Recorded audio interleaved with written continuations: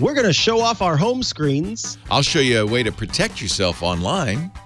And I'm going to show you how to make your Apple Watch even better. It's time for iOS Today. iOS Today comes to you from Twit's LastPass Studios. You're focused on security, but are your employees? LastPass can ensure they are by making access and authentication seamless. Whether they're working in the office or remote, visit lastpass.com/twit to learn more. Podcasts you love. From people you trust. This is Twit. iOS Today is brought to you by ExpressVPN. Protect your online privacy with one click. It's that easy. For 3 extra months free with a 1-year package, go to expressvpn.com/iOS Today.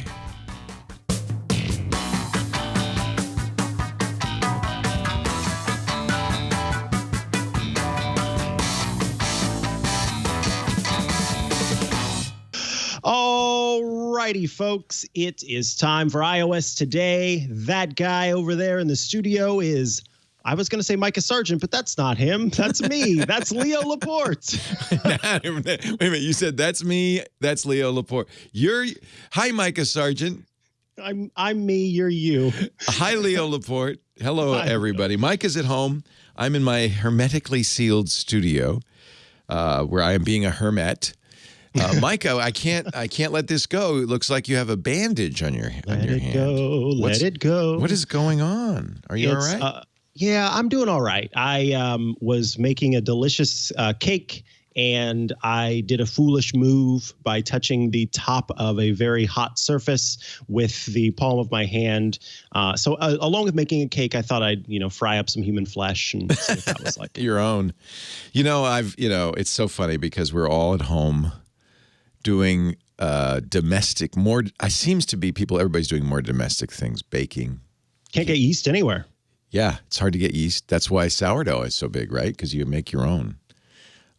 Everybody's, I'm sewing masks. I mean, it's kind of interesting. And of course, because these aren't things we do all the time, minor injuries. Let's not make them major, though. Let's not make them major.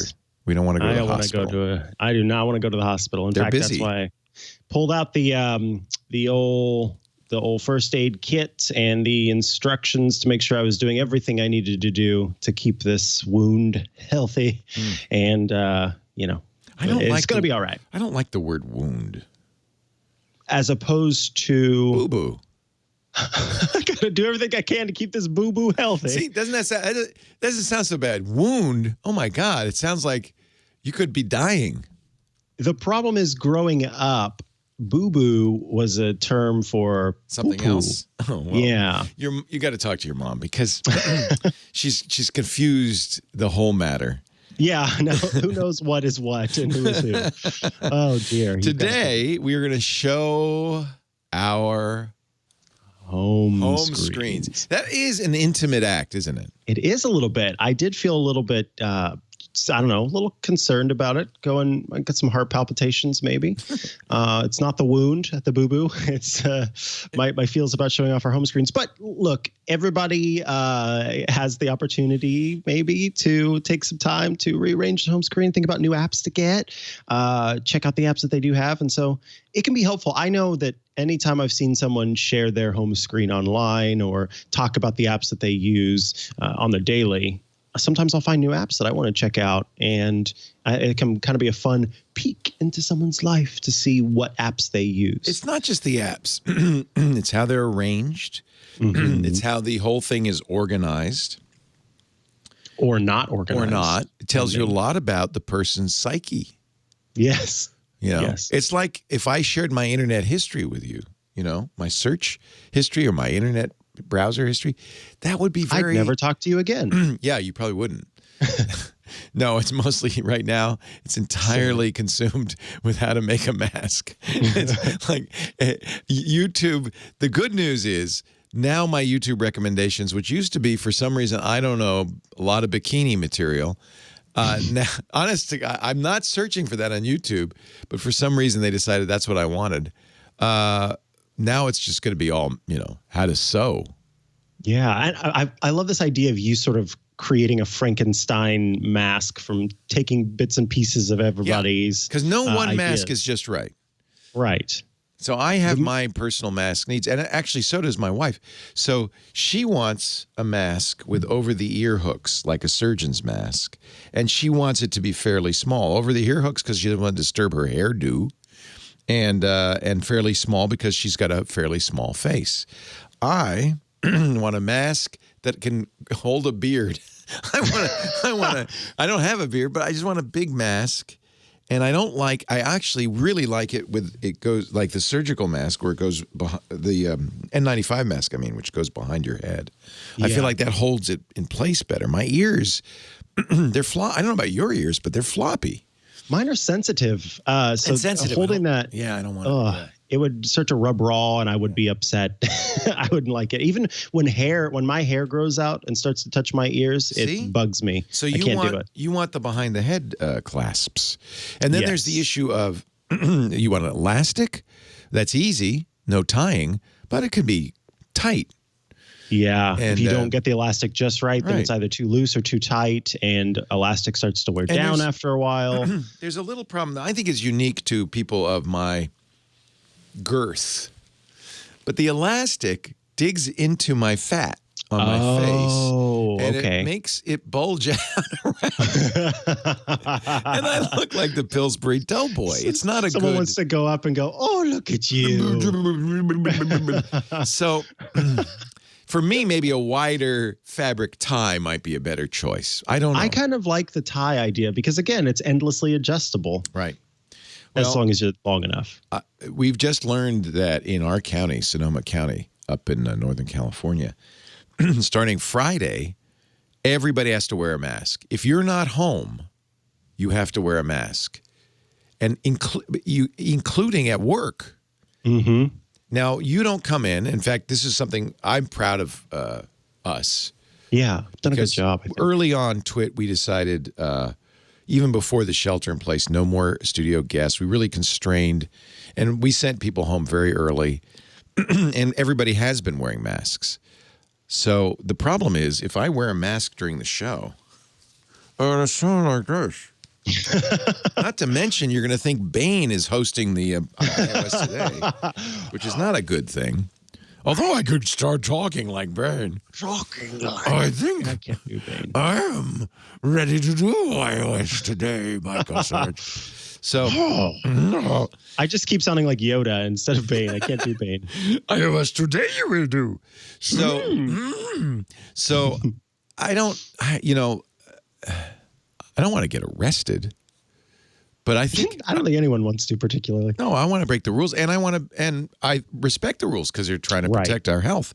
Mm-hmm. And the real reason that they want to do that in the workplace is that I would perhaps be infected but asymptomatic and spread my disease by coughing. And you notice when I cough, I still haven't learned the elbow in this. I can't. My elbow quite go. So I just cough in my hand, which is of course the wrong thing to do. Yeah, you just have to dab, so Leo. Limber. It's like maybe I'll have to stretch. Maybe it's the suit jacket. Could be.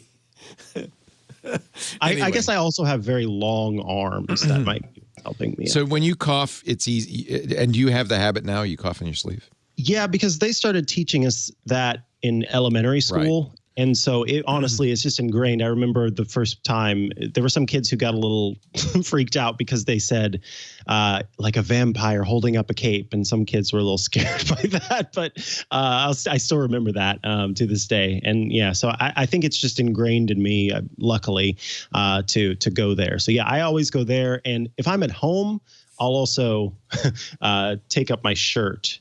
When I'm like at home in a nice you have some fabric there. You just some fabric. And I do carry hankies, but I just don't find them readily. Usually when I'm coughing, it's sudden. I don't have time. And it's tough with hankies too because you're reusing it, over and over again, and if you end up using it to open up doors and whatnot, that's unfortunately we're probably going to be going through more paper product than we'd like to these days. Yeah. Right? Yeah. So I guess that works. This isn't so bad. And you can hear me, right? Yeah. I look like a bandit in the Wild West.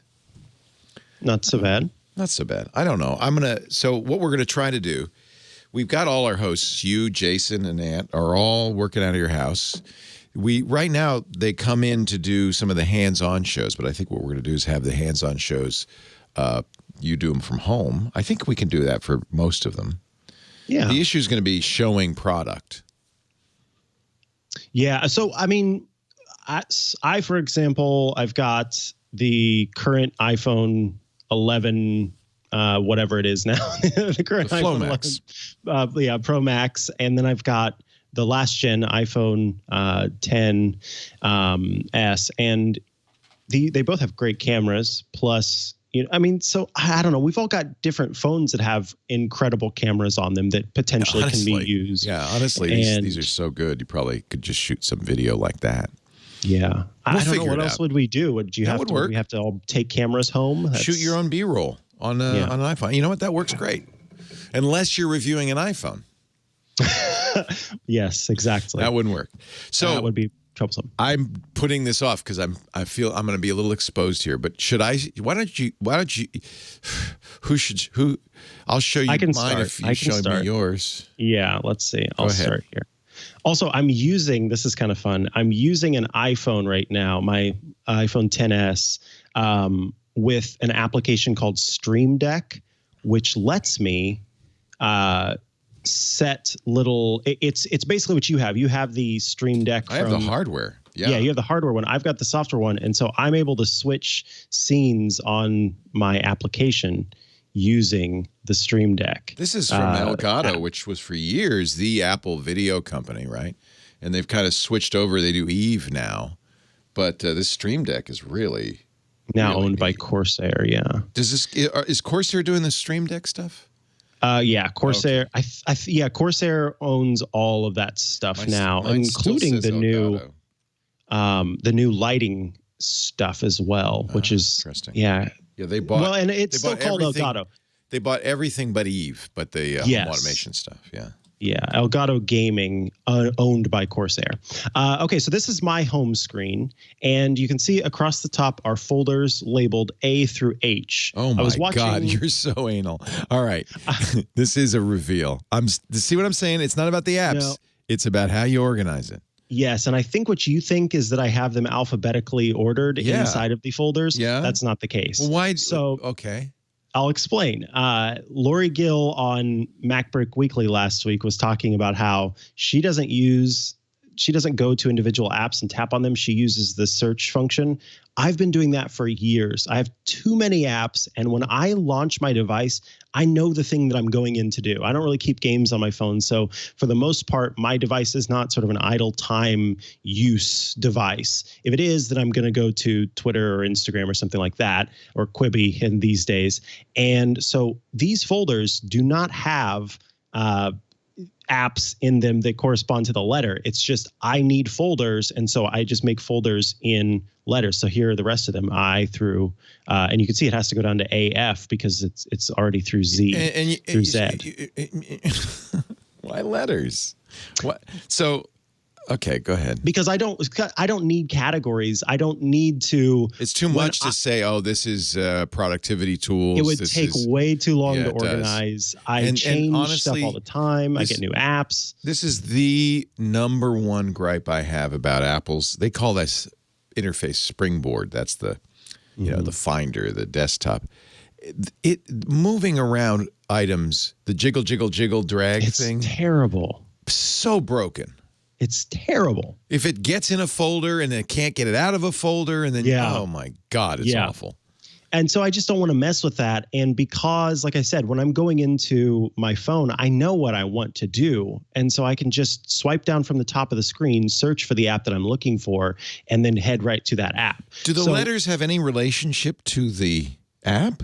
Not at all. They're they're just folders. They're just folders, yeah. They're folders, and I needed to give them some sort of name, and so I chose the alphabet because I didn't want to do emoji or something like that. I have seen people do that, and I have a life, but if I had the time, I love the idea of having emoji folder names. Yeah, I just don't have the patience, I think. a lot of And work. I could have chosen numbers instead. But so let's disregard the A through H for a second, because the actual apps on my main screen, those are the ones that I use all the time. Now, based on how I hold my phone, which has it so that my thumb reaches this third row very easily. Those are the apps that I use the most, then the ones underneath all the way down to the bottom, because these are the ones that are the most easily accessible. So messages, photos, clock, and maps are right in that area. But really the sweet spot are these four right here: messages, photos, health, and music. Those four are within the sweet spot of my thumb, the most comfortable to reach. And then down at the bottom, of course, is the dock, and those are also apps that I use the most. And this is because you're a lefty, so the stuff on the Yes. left side of the screen is where your thumb is going to be. For Absolutely. a righty, I guess they do it the opposite way. Yeah, retcon, as you say, southpaw. So messages obviously is my messaging app of choice. I use the default Photos app for seeing and organizing photos, the clock app. I do use Apple Maps. Health is on my home screen. I am constantly in that app because I like to track all that stuff. I just got a Kinsa smart ear thermometer. That's been fun Good. having that Yeah. Isn't that stuff great? available. Yeah. I do it at the beginning of the day and at the end of the day. I run very cold for some reason. Music obviously is on my home screen. And then Simple is my banking app. So I've used Simple for years now. It was an online service that had launched, I don't know, several It's like years a ago. credit card first, right? No, this one's actually debit card first. It's all banking. It's backed by Compass Bank. It used to be a foreign bank, and then the company in the United States bought it. A bank in the United States bought it. But what's great about Simple is, at the time, what was great about it was my partner and I were able to have a shared account that was easy to use, where both of us could move from our independent accounts. And so I really liked it for that. But also it was just one of those, at the time it was like, oh, this is some new sort of banking system. And I'm getting tired of Bank of America charging me for every single stinking thing. So let me give this a go. And I like it, and I still use it to this day. It's just been great for me. My settings app, which of course, is always something I'm fiddling around with. Now, of course, here at Twit, we use the incredible LastPass. We're coming from Twit's LastPass Studios. I, many years ago, used 1Password, and so kind of passwords are there. So that one's on my home screen. And then my favorite probably app is Do, and Do is an app that is for giving you constant reminders that you need to do a thing until you get it done, and then you can finally mark it off. It's D-O. So, D-O? D-U-E. D-U-E. Oh, due, as in the bill is due. This item is due, yeah. And so for example, maybe I take medicine every day. So this, allergy medicine, for example, and I need to take it at a certain time every day. Well, I may get that notification and I may be doing something else somewhere else. And so I ignore that notification. I can set it to where 5 minutes, if I have not marked it off, it bugs me again. And then 5 minutes after that, it bugs me. I can set the interval for how often I want to be bugged. But this is good for folks like me who have a tendency to be distracted by other things. And particularly in this time, where we are working from home and living at home and doing all these things from home, there are lots of distractions. And so this app I found has been very helpful for productivity in general. But I've used Do for forever because of the fact that it does this reminder system. And then, go ahead. Huh? Oh, I thought you said something. No, you send me no links. I have nothing to say. Exactly. Next is Fantastical. Love it. Fantastic. It's such a great calendar app. I use Fantastical here. I use it on my Apple Watch with the complications. I use it in the little slide out widgets. Fantastical is everywhere. It's on my Mac. It's on everything. And I try to get as many people as I can to get Fantastical because I think it's so great. Now, did you? Because remember, there was a bit of a furor last month when they changed it and came out with Fantastical 3 and said it's now a subscription product. If you already bought it before, you get the full set of features, but there'll be new features, and you can even use a free version that gives you many of the features. Do you subscribe? I do, because I wanted to support Fantastical. Exactly. That's exactly why I subscribed. Yeah. There are some features that are new. One, for example, is that if you launch Fantastical, you can see your weather in a certain amount of days. I love and that. There are some new location stuff. Most of that stuff aren't things that I would use most of the time in a given day. That's right. But supporting them, I think, is a good thing. Flexi Bits. Yeah. Really great people. They do a good job. Michael, of course, he's been on this show, I think. I think he has. I think before my time, but yeah, he was definitely on here. Yeah.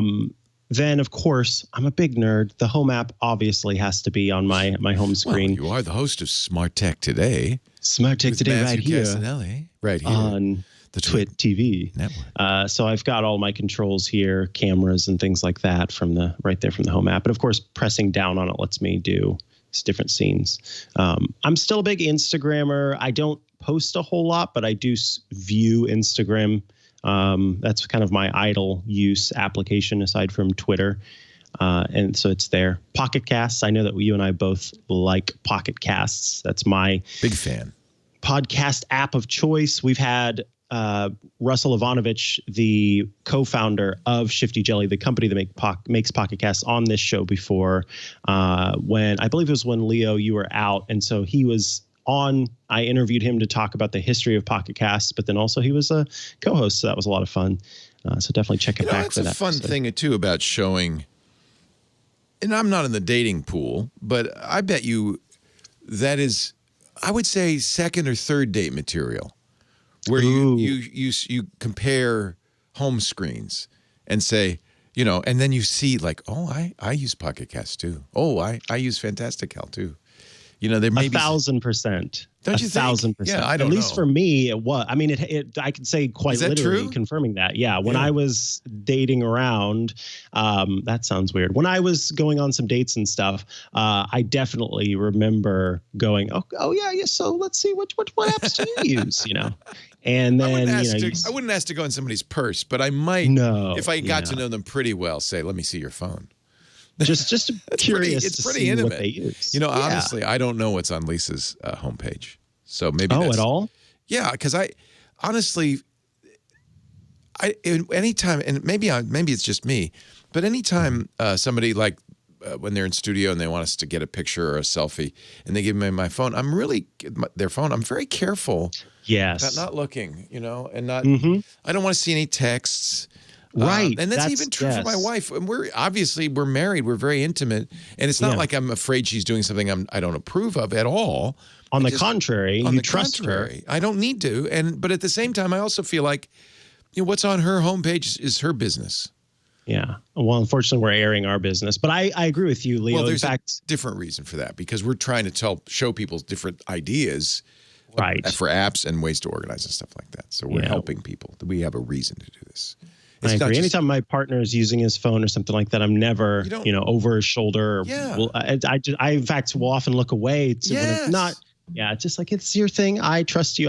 That's not my business. It's like when before we use social distancing to describe this, we use the term social distancing meant like when you're in a line at an ATM machine, you kind of don't stare at the person as they're entering their PIN.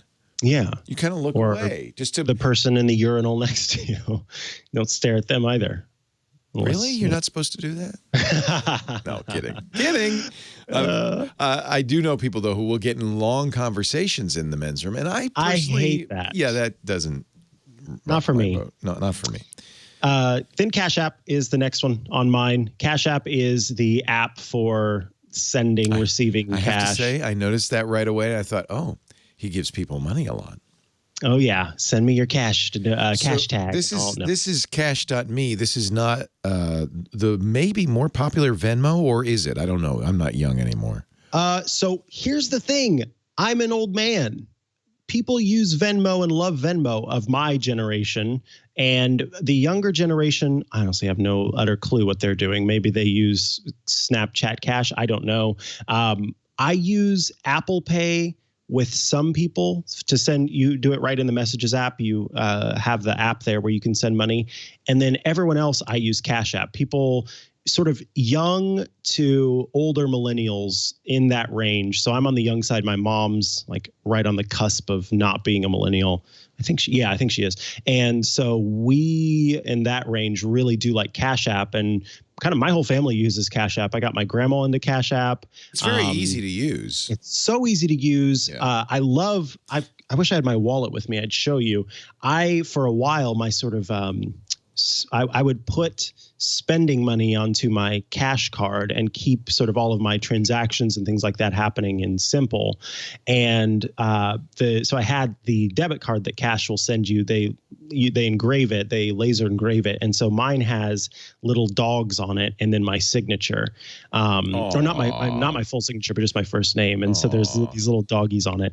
And I think Cash has done a great job. Of course, isn't that where part of the $1 billion that Jack Dorsey is donating is coming from? Yeah, Square. So super cool there. And you see people all the time on Twitter kind of using Cash App as their means to give money or receive money. So it does seem to be pretty popular, but I know among the folks that I know, they like Venmo. I just don't like it because they tried to make money giving and receiving into a social network. And that's nobody's because everything business. you do is public unless you I do. I explicitly make it private, and I tell everybody, don't put my stuff. Well, I even say go in your settings and make the default private. But the kids, I look at, I can see what my son's giving people money for, and it's like he doesn't mind. And in fact, for them, it is a social thing because they make up jokey reasons. Right. Instead of pizza, it's something else. Yeah. So they're funny. So I guess that's maybe why they share it publicly. Yeah. It's also Venmo is PayPal, and some people just don't like to do business with PayPal. So, and by the way, you can use Facebook, you can use Apple Messages to send money. Why don't you use Apple Messages? No, I do use that too. That's my other one. Okay. Yeah. So But the problem is they have to have Apple products for that to work.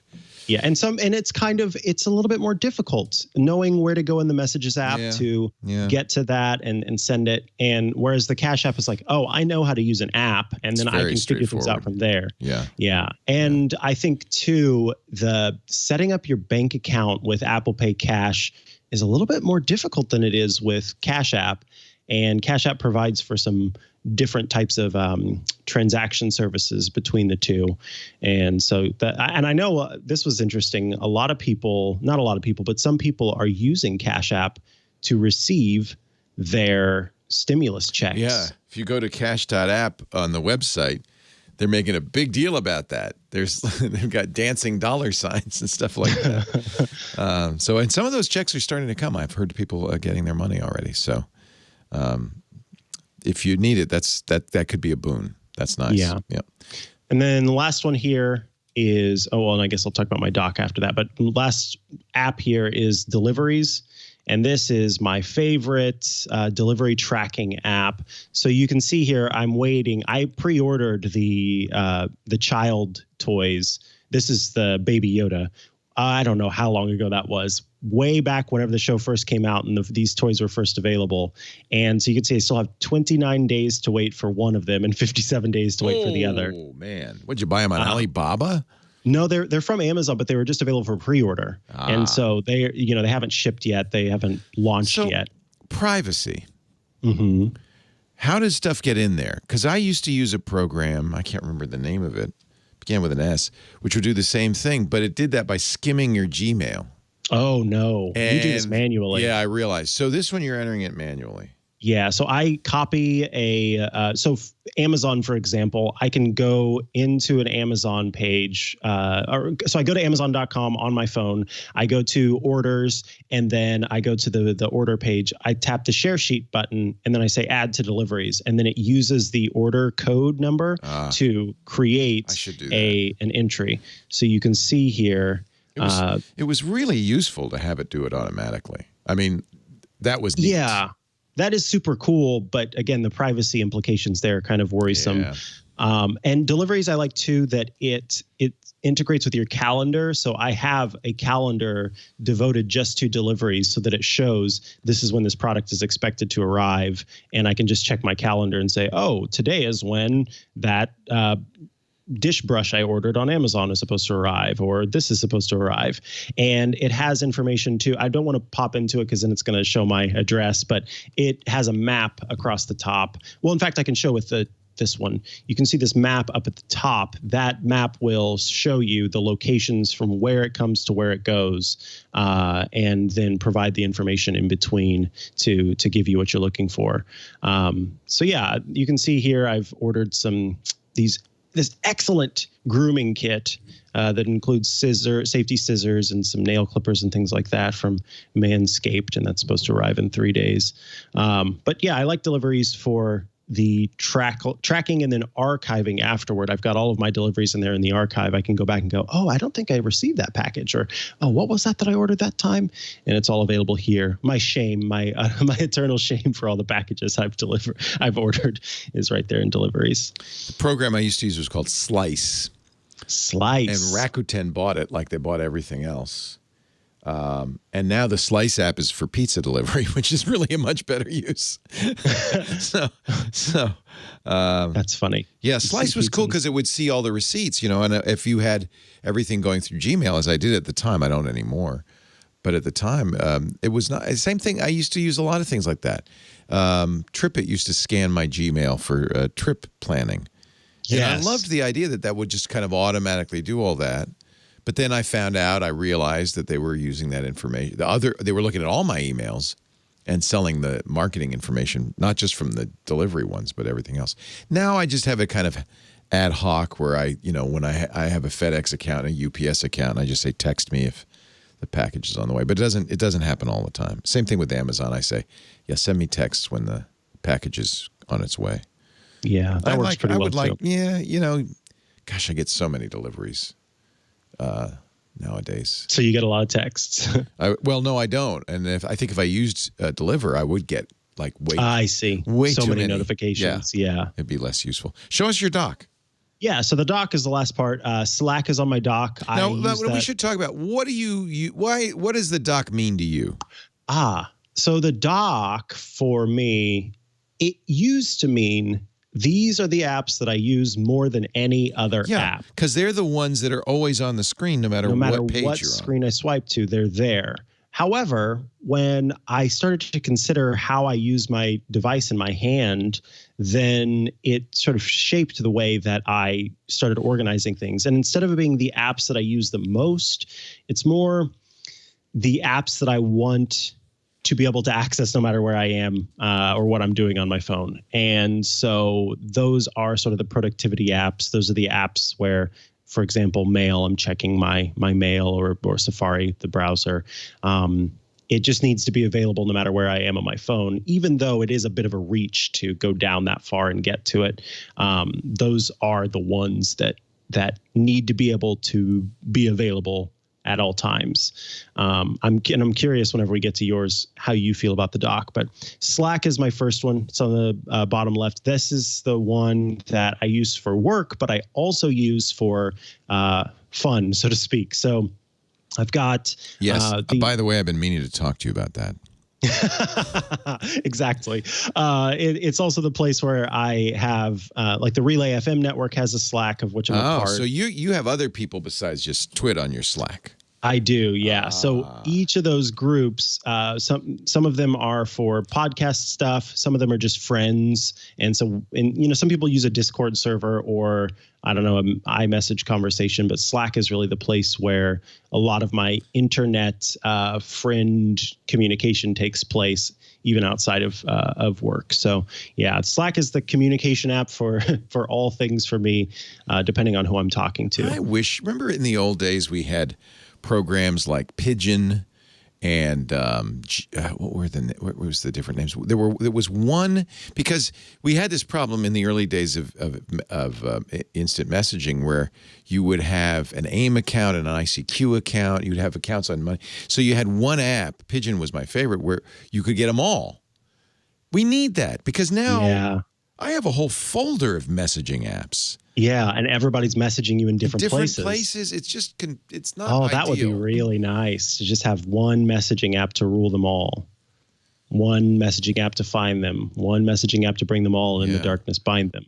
As the problem is, and the Tolkien reason said. this didn't. Yes, well, it was really Sauron who said it.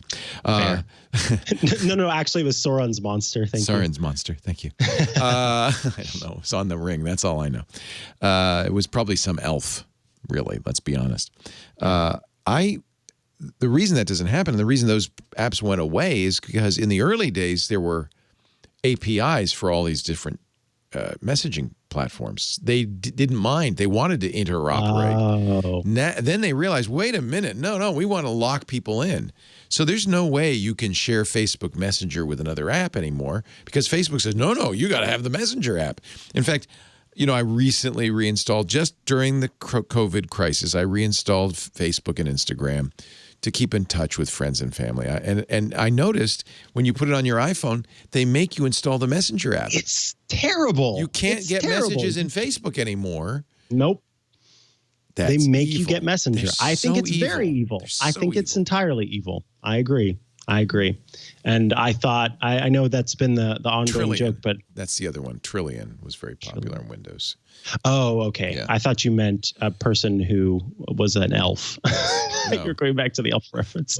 No, that's Buddy. Buddy the elf. What's your favorite color? The elf on the shelf. Well, what's this weird? Okay, go on. Safari is the next one, obviously. Safari, I know. Everybody knows that one. Who knows that? But what's that weird one next to that? That's Airmail. So I was a Spark email user for a little while when Airmail went to a subscription model.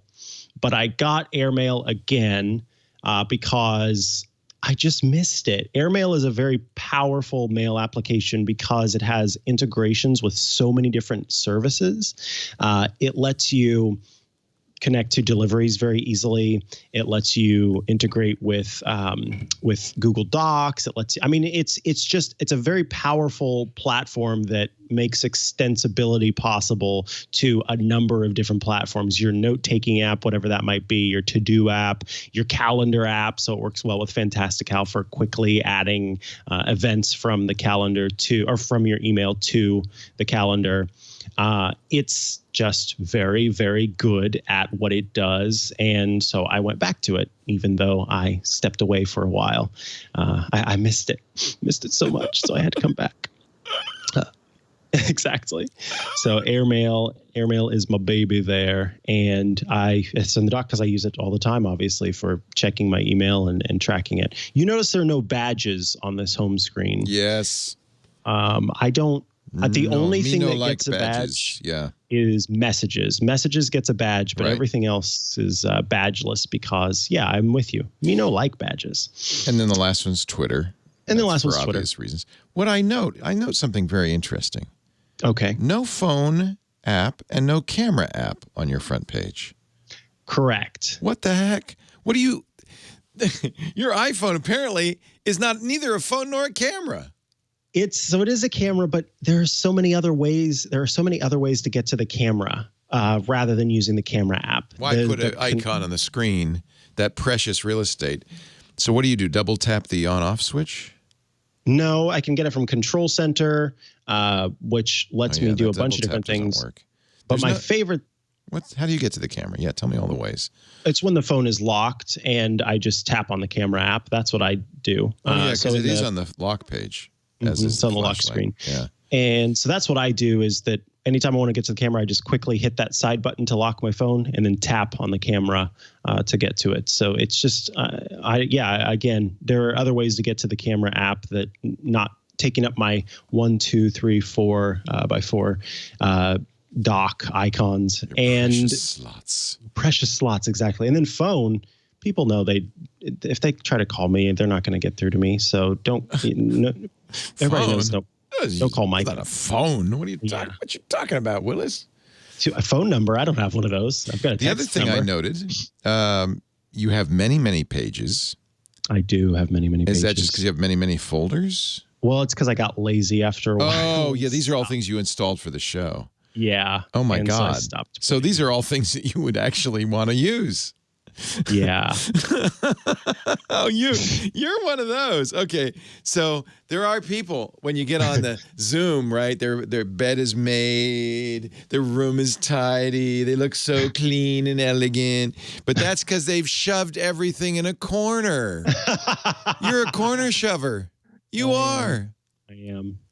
Corner shover. I don't know if I'm proud of it, but I'm a corner shover. Also, I noted no wallpaper. Yeah, God, no. That would just get in the way. Right. You're very utilitarian. Yeah, I mean, have you seen this room? Yeah, look at that, Spartan, except for the corner. For the corner. Yeah. Very Spartan. So that's my home screen, Leo Laporte. What's your home screen? Okay, I don't have as fancy a setup as you here at the Twit Studio. All I can do is just show a home screen and it's black. But I guess John or somebody could put a two-shot it together. But this is fine. You focus on what it is.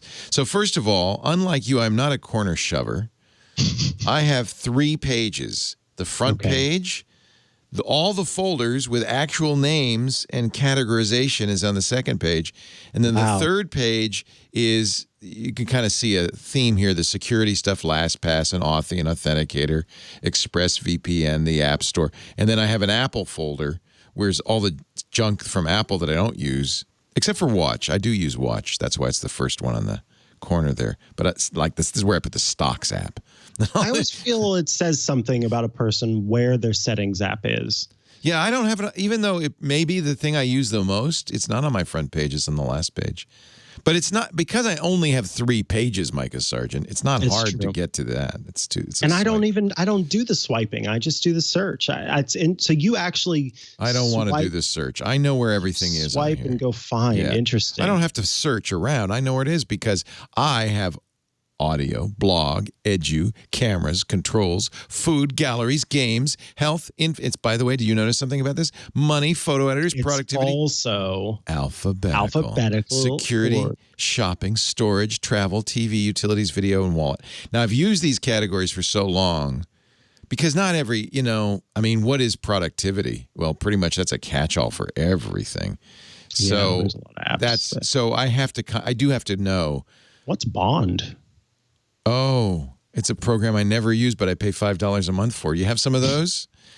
I've got a couple in there. Maybe not 5 a month, but Bond I'll send you a Bond note. It makes handwritten note cards, but it's on a computer. So it looks like you actually took the time to handwrite a note, but it's using one of those auto pen things that the presidents use to sign stuff. Oh, that's vicious. And I pay $5 a month, so I probably now have hundreds of thank you notes I could write if I would just remember to do that. There's stuff on here I should clean up. For instance, Taskade, which is a great free to-do app. Weird icon. I used to use all the time. You have the little sheep. You like the sheep? I used to use it all the time, but I don't use it anymore. So I should probably delete it. See, I'm not even signed in. Oh, look, it's old school too. What do you mean old school? It looks like the scaling is off, so it looks like it hasn't been updated. No. This is actually a great. If you're looking for a to-do manager, it's definitely one to think about. But let me go back to my front page. So the first thing you'll notice is I have moved almost all the standard Apple apps off. They're gone. Clock, there's no good replacement for Clock.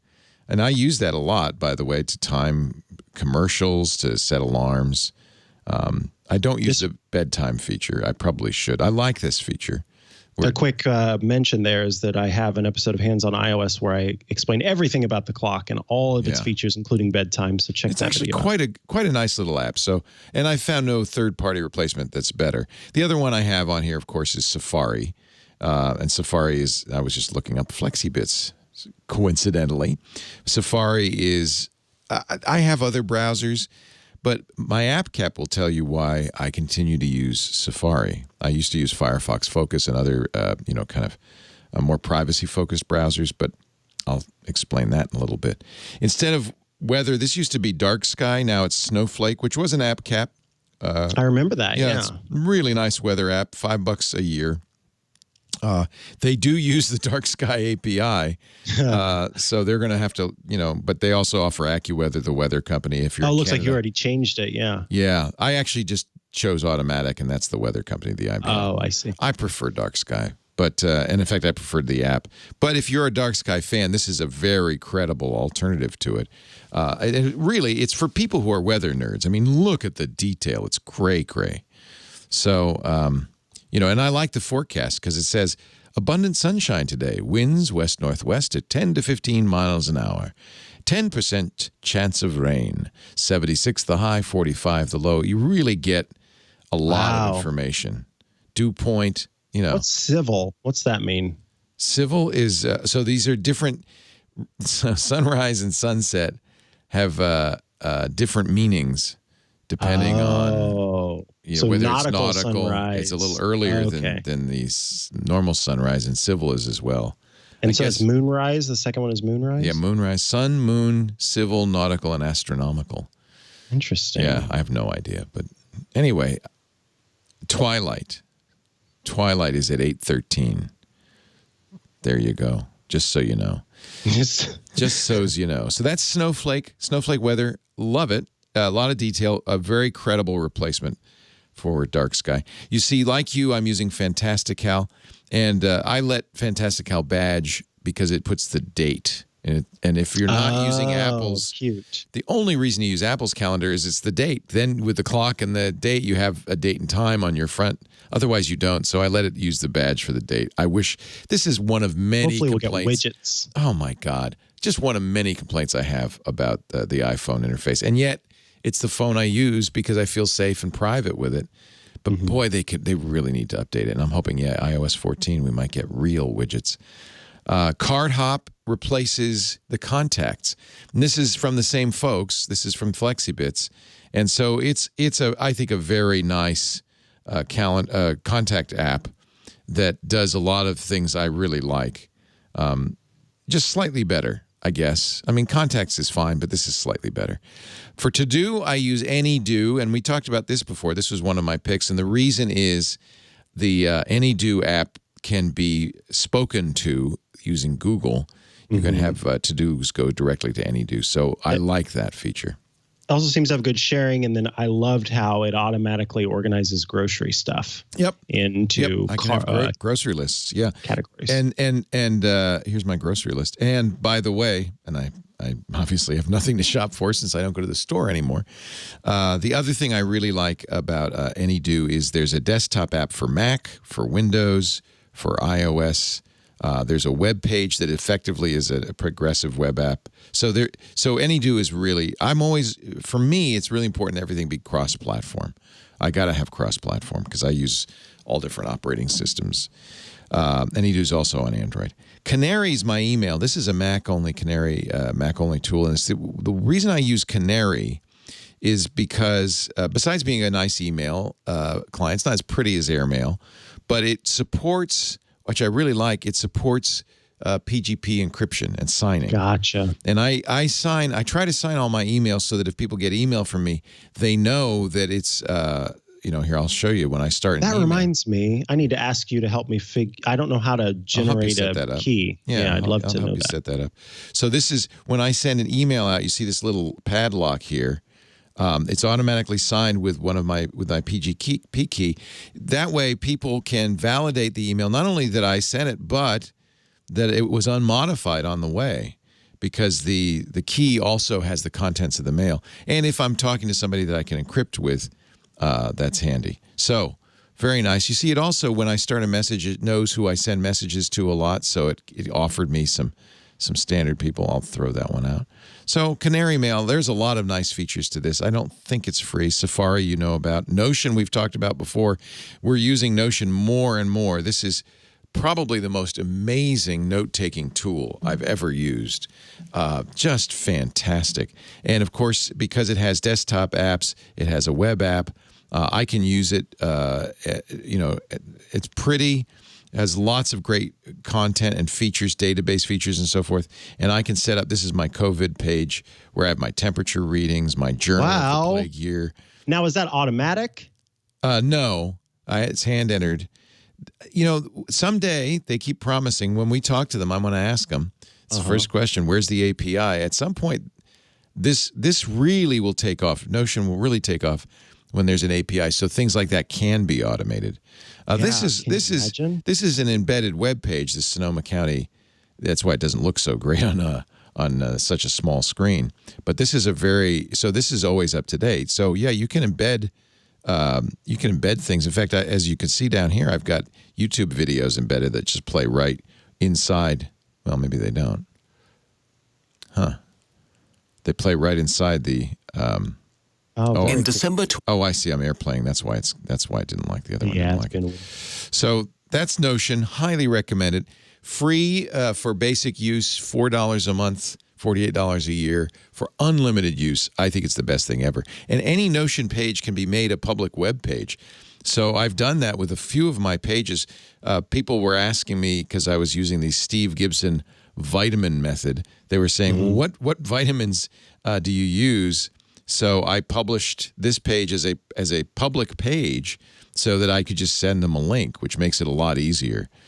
So just having that capability, I think, I needed this. I needed to record this for my doctor and others, what vitamins that I take, what dosages I take. And I put, you can embed pictures of the vitamins in there. It's fairly easy to do that.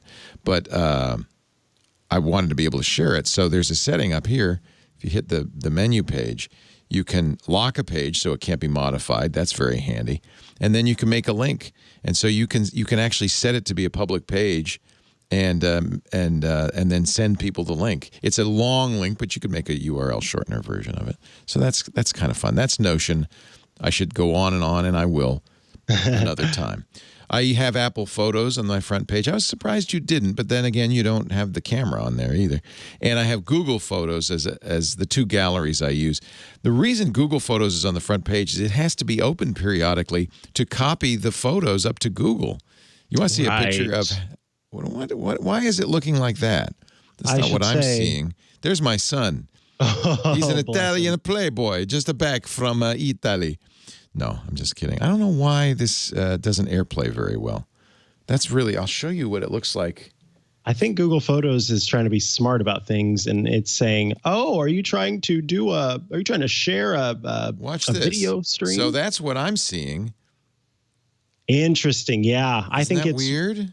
Automatically kind of putting it up in view mode. Yeah. So if you, check out my recent trip, you can easily do that via AirPlay. Okay. Whatever, Googs. What ifs?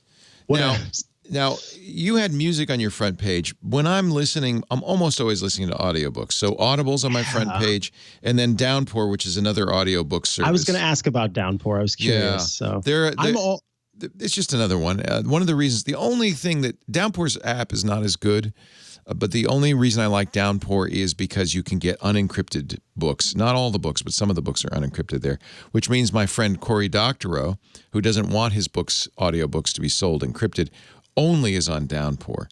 He's not on Audible. So I that's a reason, I have to segregate the two. So what I try to do is put classics that I'm always going to want on my Downpour, because I own them in a way, because I can download it and play it with another device.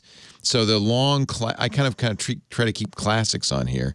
And then Audible is this. I mean, I have far more books on Audible. I have a lifetime supply of books. Yeah, same. My goodness. And I'm way behind. So this goes on and on and on and on. But that's nice. I mean, if I ever get stuck on a desert island, I'll have Audible. Just like you, Pocket Cast is up there too. So you can see, spoken word content for me is what I listen to mostly. Music goes in the folder music, and that has Oh, I'm sorry. That's not music. That's maps. I apologize. So you see, I have Apple Maps, Google Maps, Waze, and I added City Mapper. That's getting less and less important, but that's the one that lets you do mapping of cities where you can do mass transit.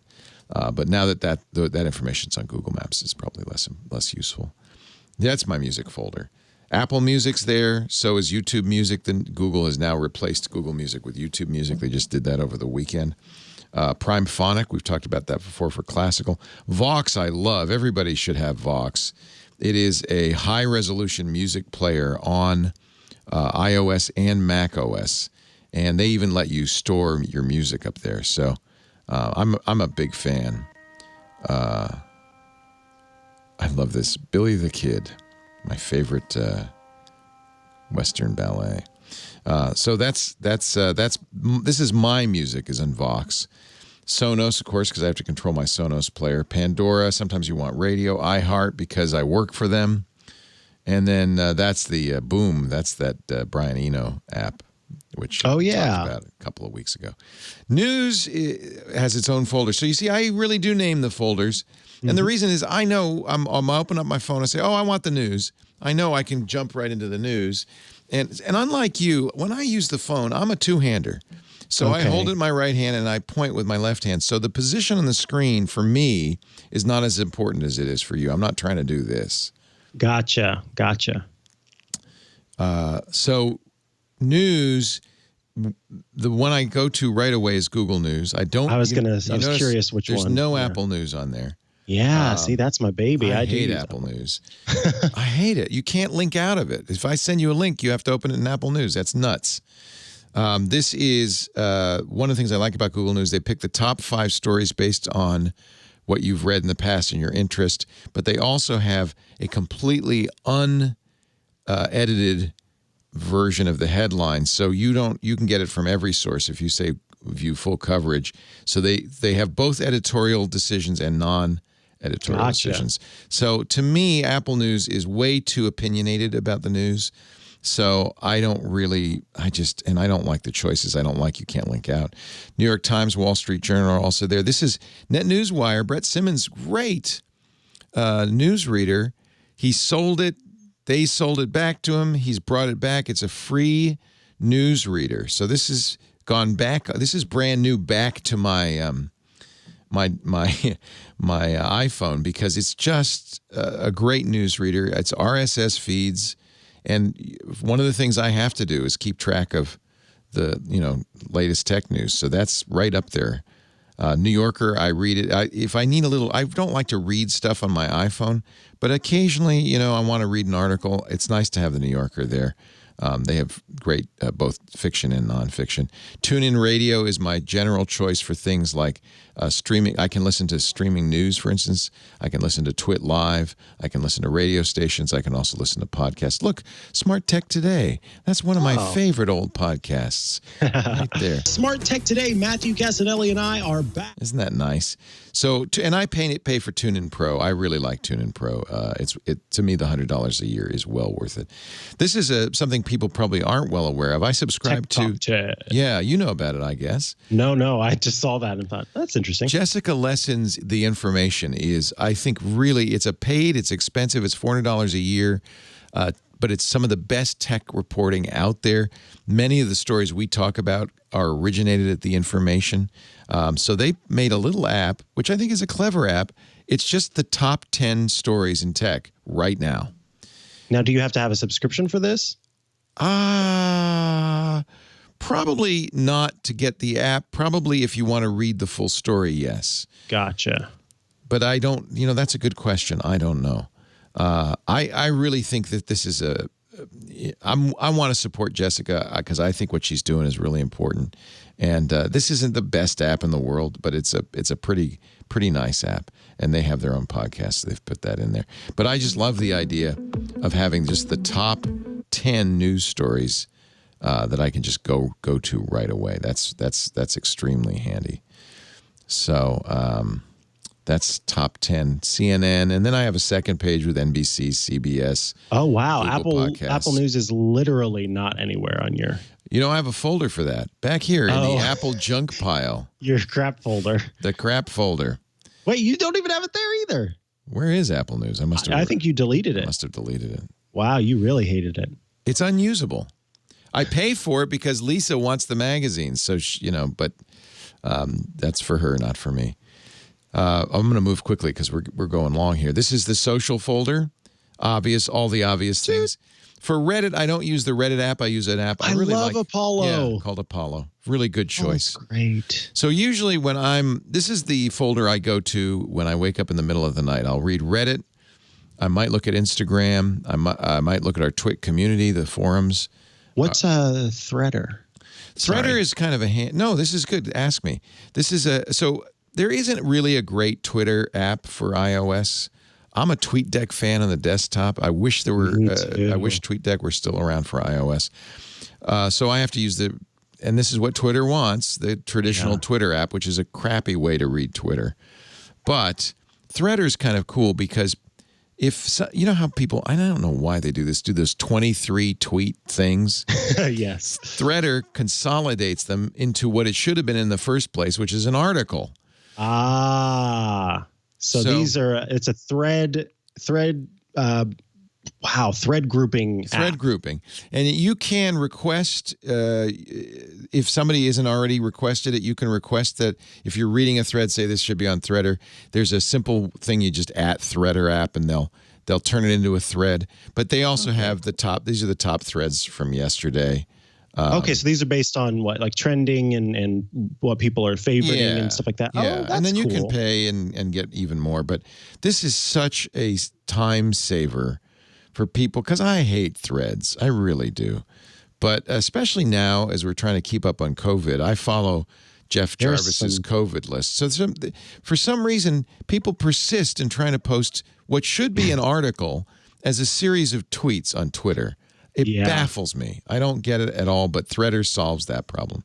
LinkedIn, can I ask, on Apollo or on Reddit, can you share some of your favorite, I don't even know what they're called. I don't really use Reddit except once in a blue moon. They're called subreddits. Yeah. What are some of your favorite subreddits where you get new information or that you just enjoy? Let me make sure that I'm make sure you're somewhere good. Yeah. Because this is the problem with Reddit is there are the content on Reddit can vary wildly.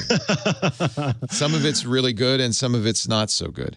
So there's the photography thread. I follow that. Notion has an excellent subreddit.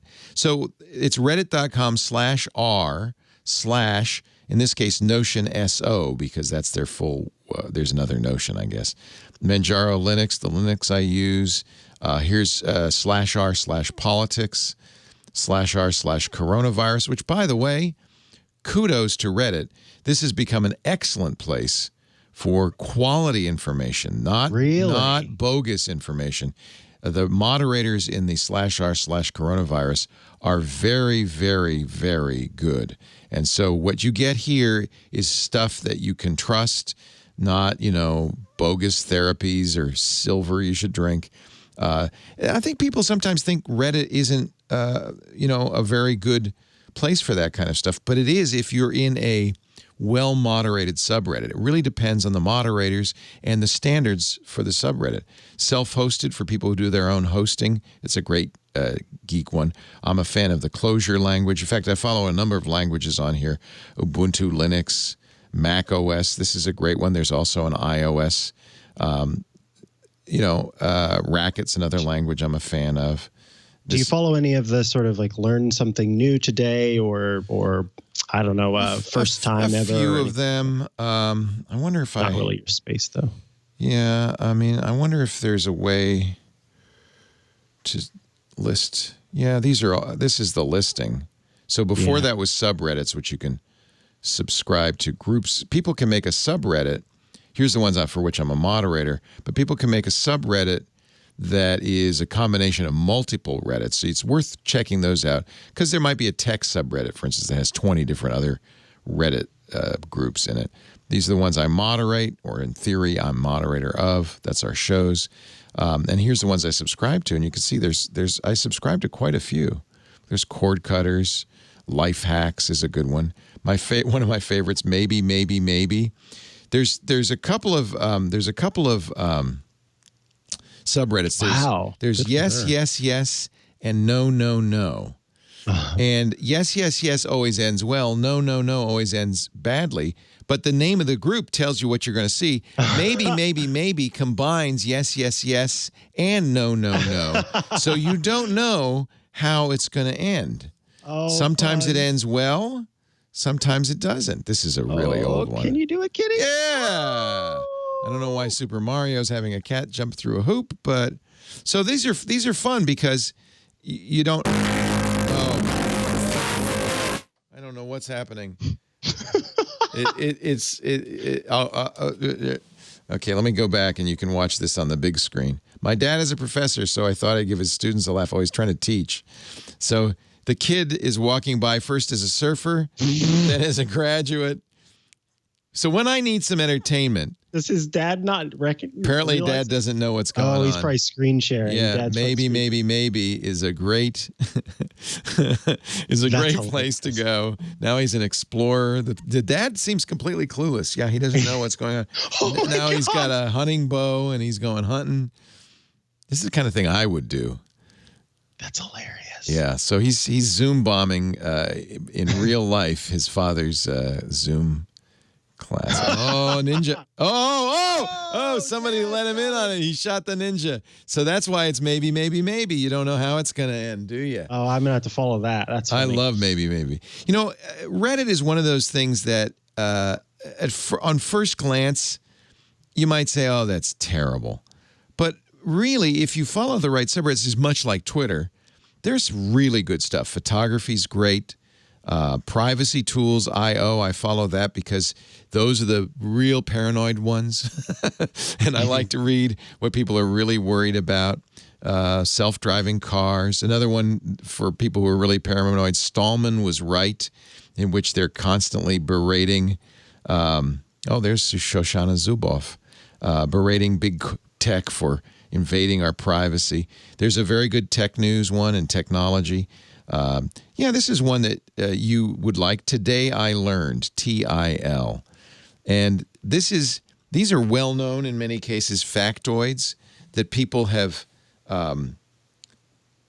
suddenly themselves cottoned to, and they have to run to TIL and say, did you know? And half the time I know it, but half the time I don't. And it's always fun. It's not always new. So it's a maybe of its own. Maybe. You never know what you're going to get. So I'm moving quickly now. Messaging. You were right about notifications. I have a handful of places with notifications. To-do lists. Only one messaging app, Slack, because that's how we I think I have communicate that for one turned work. on too. Yep. Yeah. But I use FaceTime and Google Duo. My daughter's Android, so I have to use Google Duo with her. Signal, the only truly safe and secure messaging system out there. Facebook Messenger. Can't wait to delete that. I'll know COVID's over when Facebook is gone. Skype, Telegram. I like Telegram, but it's not fully secure. Snapchat, Jammy is a kind of Jammy. Jammy's a Zoom, another open source Zoom replacement. We mentioned drafts before. That's got to be on my front screen so I can quickly enter text.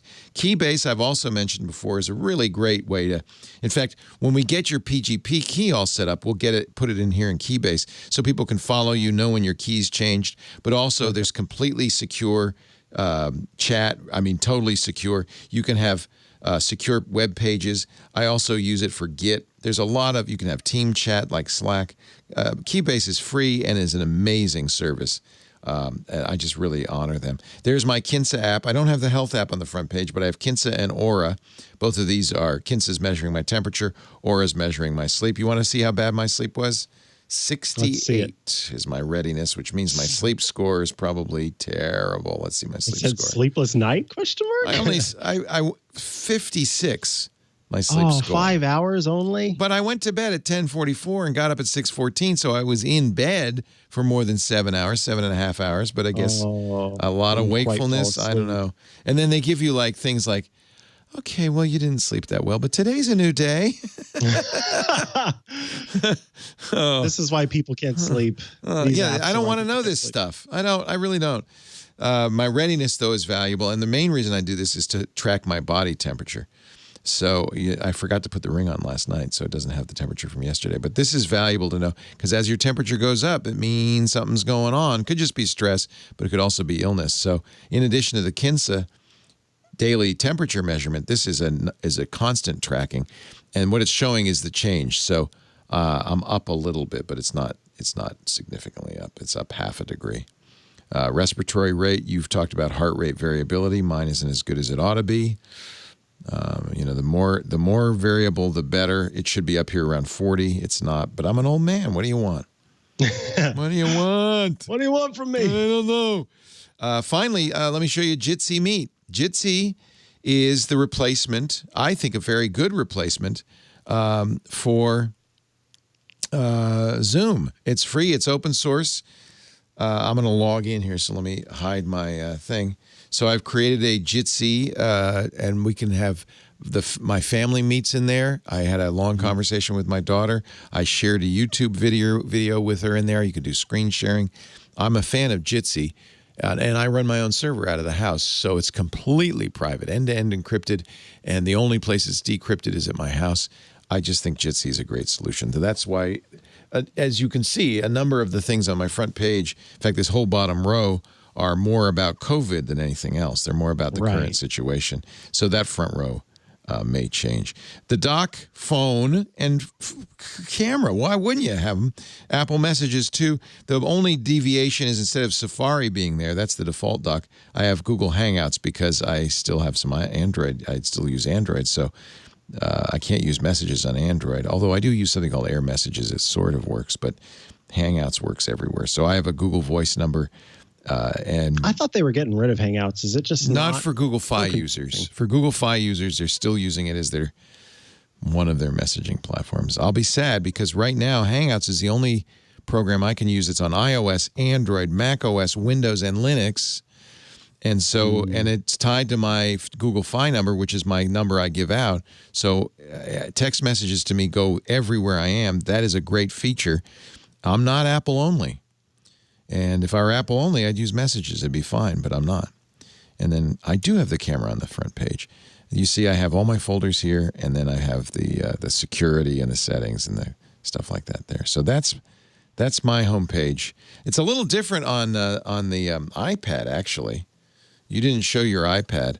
But because I have weather, calendar, and all that, I can, in the sidebar, I don't have to pay attention to that so much.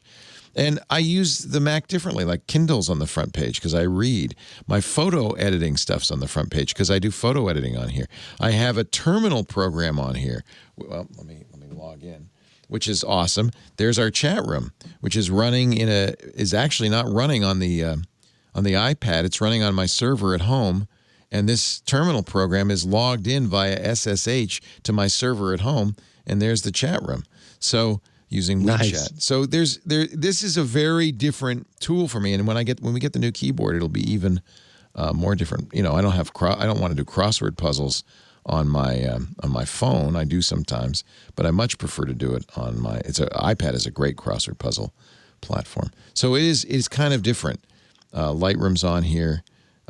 Notion is really nice on the iPad. I think it's a great choice. Here's all the messaging programs. And I do have Apple Music on the front page here because I tend to listen to music more on my iPad. But, of course, Audible is here, too. So, enough. We've gone on and on. Let's take a break. I apologize. All right. I showed you 2 desktops. You've only shown me 1. You owe me. I'm sorry. You owe me. You owe home screen glance. All right, we're going to get to the news and the questions in just a second, plus our app caps. I'm very excited about my app cap. I have a lot to say about that, so I want to leave some time for that. But first, a word about VPNing. You know you got to protect yourself when you're online. And I don't just mean when you're out and about at a coffee shop. We don't do that much anymore. These days, we spend a lot of time online at home. You know your ISP can see everything you're doing. And many ISPs, I almost say most ISPs, will log it and maybe even sell it. There's even some evil ISPs that will inject ads into your stream. A VPN belongs everywhere you are. And ExpressVPN is so fast, so easy to use, it doesn't hinder. In the past, I've been reluctant to use VPNs unless I were out and about, like at home or at work, because I didn't want to get slowed down. Not ExpressVPN. It's so fast. You actually play HD video with ExpressVPN, which is one reason. Another reason you might want to use it. ExpressVPN lets you emerge into any country. They have almost 100 different countries available, servers all over the world. And that means if you're running out of shows to watch, as many of us are, you can use ExpressVPN to see shows in other countries. For instance, Netflix subscriber, I am. Maybe you've seen all the good stuff on Netflix. I wouldn't be surprised. Fire up Netflix, then fire up ExpressVPN. Say, I want to use the server in London. Now you're in the UK. And when you refresh Netflix, you're going to see the shows available only in the UK, including Doctor Who and Star Trek. In the UK, Canada, you can use Netflix Canada. You like anime? Netflix Japan. Just press the button and ExpressVPN. You're in Japan. Now you can watch so many great anime series and movies. It's fantastic. Doctor Who on Netflix UK.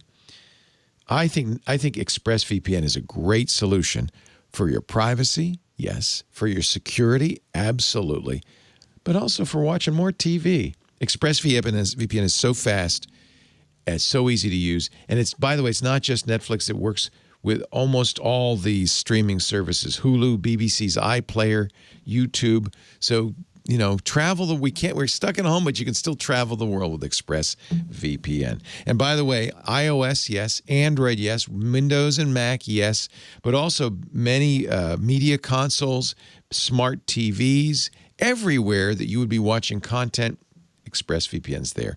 One button takes you to another place in the world. You can watch what you go on the big screen, on your phone, wherever you want. If you want to try it, I think you should go to expressvpn.com/iOS today. There are absolutely less expensive, even free VPN providers. I would submit that's a bad idea, because if a VPN provider is free, they're making money somehow. It's expensive to run a VPN.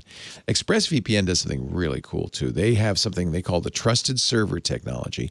When you turn on ExpressVPN, it spins up a server in the country of your choice. Usually, you're going to pick the place closest to you, but you could pick anywhere. It'll spin up that server. It runs out of RAM, does not access the hard drive, can't access the hard drive, can't log anything you do. And when you log out, when you close ExpressVPN, that trusted server goes away. No trace, no footsteps left behind of your visit to ExpressVPN. It is total privacy, even from ExpressVPN. I love that. And by the way, they've had third-party audits, so you know you can trust them. And you will use it all the time. Go to expressvpn.com/iOS today. You're going to get an extra 3 months when you sign up for a year. That's the best deal. expressvpn.com/iOS today. Support the show. Watch what you want. Protect yourself. expressvpn.com/iOS today. And now, Mikah Sargent with the news. For the news. Up first, we have, let me go back to the right place in the document here. This is actually just freshly out. Fresh news. Fresh news. And that is that Apple has released a press release talking about how it's making mobility data available to aid COVID-19 efforts. So this is navigation data that they've sort of aggregated within Apple Maps to talk about how mobility is trending for different regions in this crisis. So it shows the sort of baseline mobility trend, and then shows from January to now how that has trended down. It's about minus 87% in Italy, minus 76% in the UK, and the US comes in at about minus 63%. What's interesting is that they continue to update this, and it's available via CSV, so comma separated value document that includes, and here we'll go show you the. So presumably health officials would use this to kind of understand what's going on. Exactly. So changes in requests for directions by transportation type for all available countries and regions. That's the information that they're sharing there. What's nice is you can trust Apple to completely anonymize this, which is really great. Yeah. Yeah, that's what they've got there, including some more information. The data is generated by counting the number of requests made to Apple Maps for directions in select countries and blah, blah, blah. Data that is sent from users' devices to the map service is associated with random rotating identifiers, so Apple doesn't have a profile of your movements and searches. Data availability is subject to a number of factors, including minimum thresholds for direction requests made per day. Let me open it up on this page, because your screen, your bandwidth is done. Yeah, I know. I'm dying really out. Fuzzy. I think that's cool. Apple's doing a lot to try to help with all of this, at least as much as they can. We talked last week about making protective masks, and 20 million N95 masks, sending them to hospitals. I think this is great. And what I do like is this data, as valuable as it is, Apple really is good at protecting privacy. So I feel safe knowing that Apple's going to absolutely use their differential privacy and their anonymization techniques to protect you. So I think that's great. Agreed. Up next, Apple Maps is going to display COVID-19 testing locations. I love this. So, yeah, this is fantastic. It means that you can launch Apple Maps and be able to find these locations. Now, they've made it so that providers, they just download a template, they fill that template out, and then they submit it to Apple. There's a page, basically a landing page, where Apple's made this easy, and then you go in and can submit that information. This is something that Google Maps is doing as well. I imagine that all mapping services, of which Google and Apple are kind of the big ones, are providing. And so it's good to have that information available to where you can easily go, okay, I need to get tested. Where do I go do that? And from what I've been able to see, it integrates with Apple's COVID-19 app that they created. Nice. So you can jump from one to the other and easily find that information. Close your browser, because I think that this started when you opened your browser to start showing those screens, and I'll show the screens. Sounds good. Yeah. I will do that. Yeah. Could also just be the guy next door who's decided that he's going to download all versions of Star Trek. It's time for him to start watching that Tiger King episode, the follow-up episode or whatever it is. Yeah. Okay, there we go. Quibi. Yeah. We showed Quibi last week. Have you watched any more? I've watched, no, it was just the two, the Chrissy Teigen and Chance, the rapper shows, but I really want to watch the Haunted House one that you mentioned. Murder House. Yeah. Yeah. I deleted Quibi after we did our Quibi thing. I deleted it. I realized, I'm never going to watch this again. And I don't want, I know I get 3 free months, but I didn't want to pay for the subscription. One thing I got to commend Apple for, when you delete something like that that's tied to a subscription, it says, do you want to manage this subscription so you don't accidentally forget? So I canceled the subscription too, but you're going to keep it. For now, I'm going to use it for the 3 months for sure. In fact, one of the things that Meg Whitman, CEO, was talking about with it is that it's reached $1.7 million downloads in the first week. And originally, the messaging there was that they were not going to be offering this as a platform that lets you cast from your device to a television, that it was sort of mobile first, mobile only kind of experience. Well, they are now, what they say, accelerating plans to cast the video to the TVs because of the COVID-19 stuff that's going on. So I find that interesting. This was on the Squawk Box on the Squawk on the Street, I guess they call it, on CNBC. And she admitted that they were a little concerned releasing during COVID because the whole point of this was you'd watch it on mass transit, you'd watch it while waiting in line somewhere. And, she says, it turns out people have those in-between moments even at home. We don't actually think it hurt us. So, okay. All right. Maybe it's a free 90-day period. We'll see. I don't know. I have mixed feelings about it. I really did enjoy Dishmantled because it's fun to watch food being fired at people, but it felt a little insensitive during the COVID crisis, where people are finding it hard to find food, to shoot food at people. And so that's the problem. This was all planned, as was most of life, before we knew about quarantining and sheltering in place and wearing face masks, and before the economy tanked. And so times have changed a little bit. But Quibi, 1.7 million downloads. That's pretty good. We'll see. 3 months from now is going to be the big turn, question mark, the big turn. Yeah. So next thing, I would love it if you could, oh my God, I look great. Look so fuzzy. But if you could explain a little bit to me, because I still don't understand. I've read the stuff about what Apple and Google are working on to make a coronavirus tracking system that uses Bluetooth LE, I believe, to do some handshakes and and fist bumps and whatever else how does this tracking system work? How does it keep privacy in place? And then you included a link it's a thread from Moxie Marlin Spike, I think, and it kind of talks about some of the caveats, potential issues with this contact tracing system. Yeah, Moxie is very well-known security guy. He created the Open Whisper systems in the Signal protocol. The Signal messenger. He is, absolutely respectable. And he talked a little bit about the system. So just to explain how the system works, it uses Bluetooth LE. So, for instance, when you take your Apple Pencil, you don't have to pair it. You don't have to explicitly glow into the settings and say, search for Bluetooth devices, and it just knows.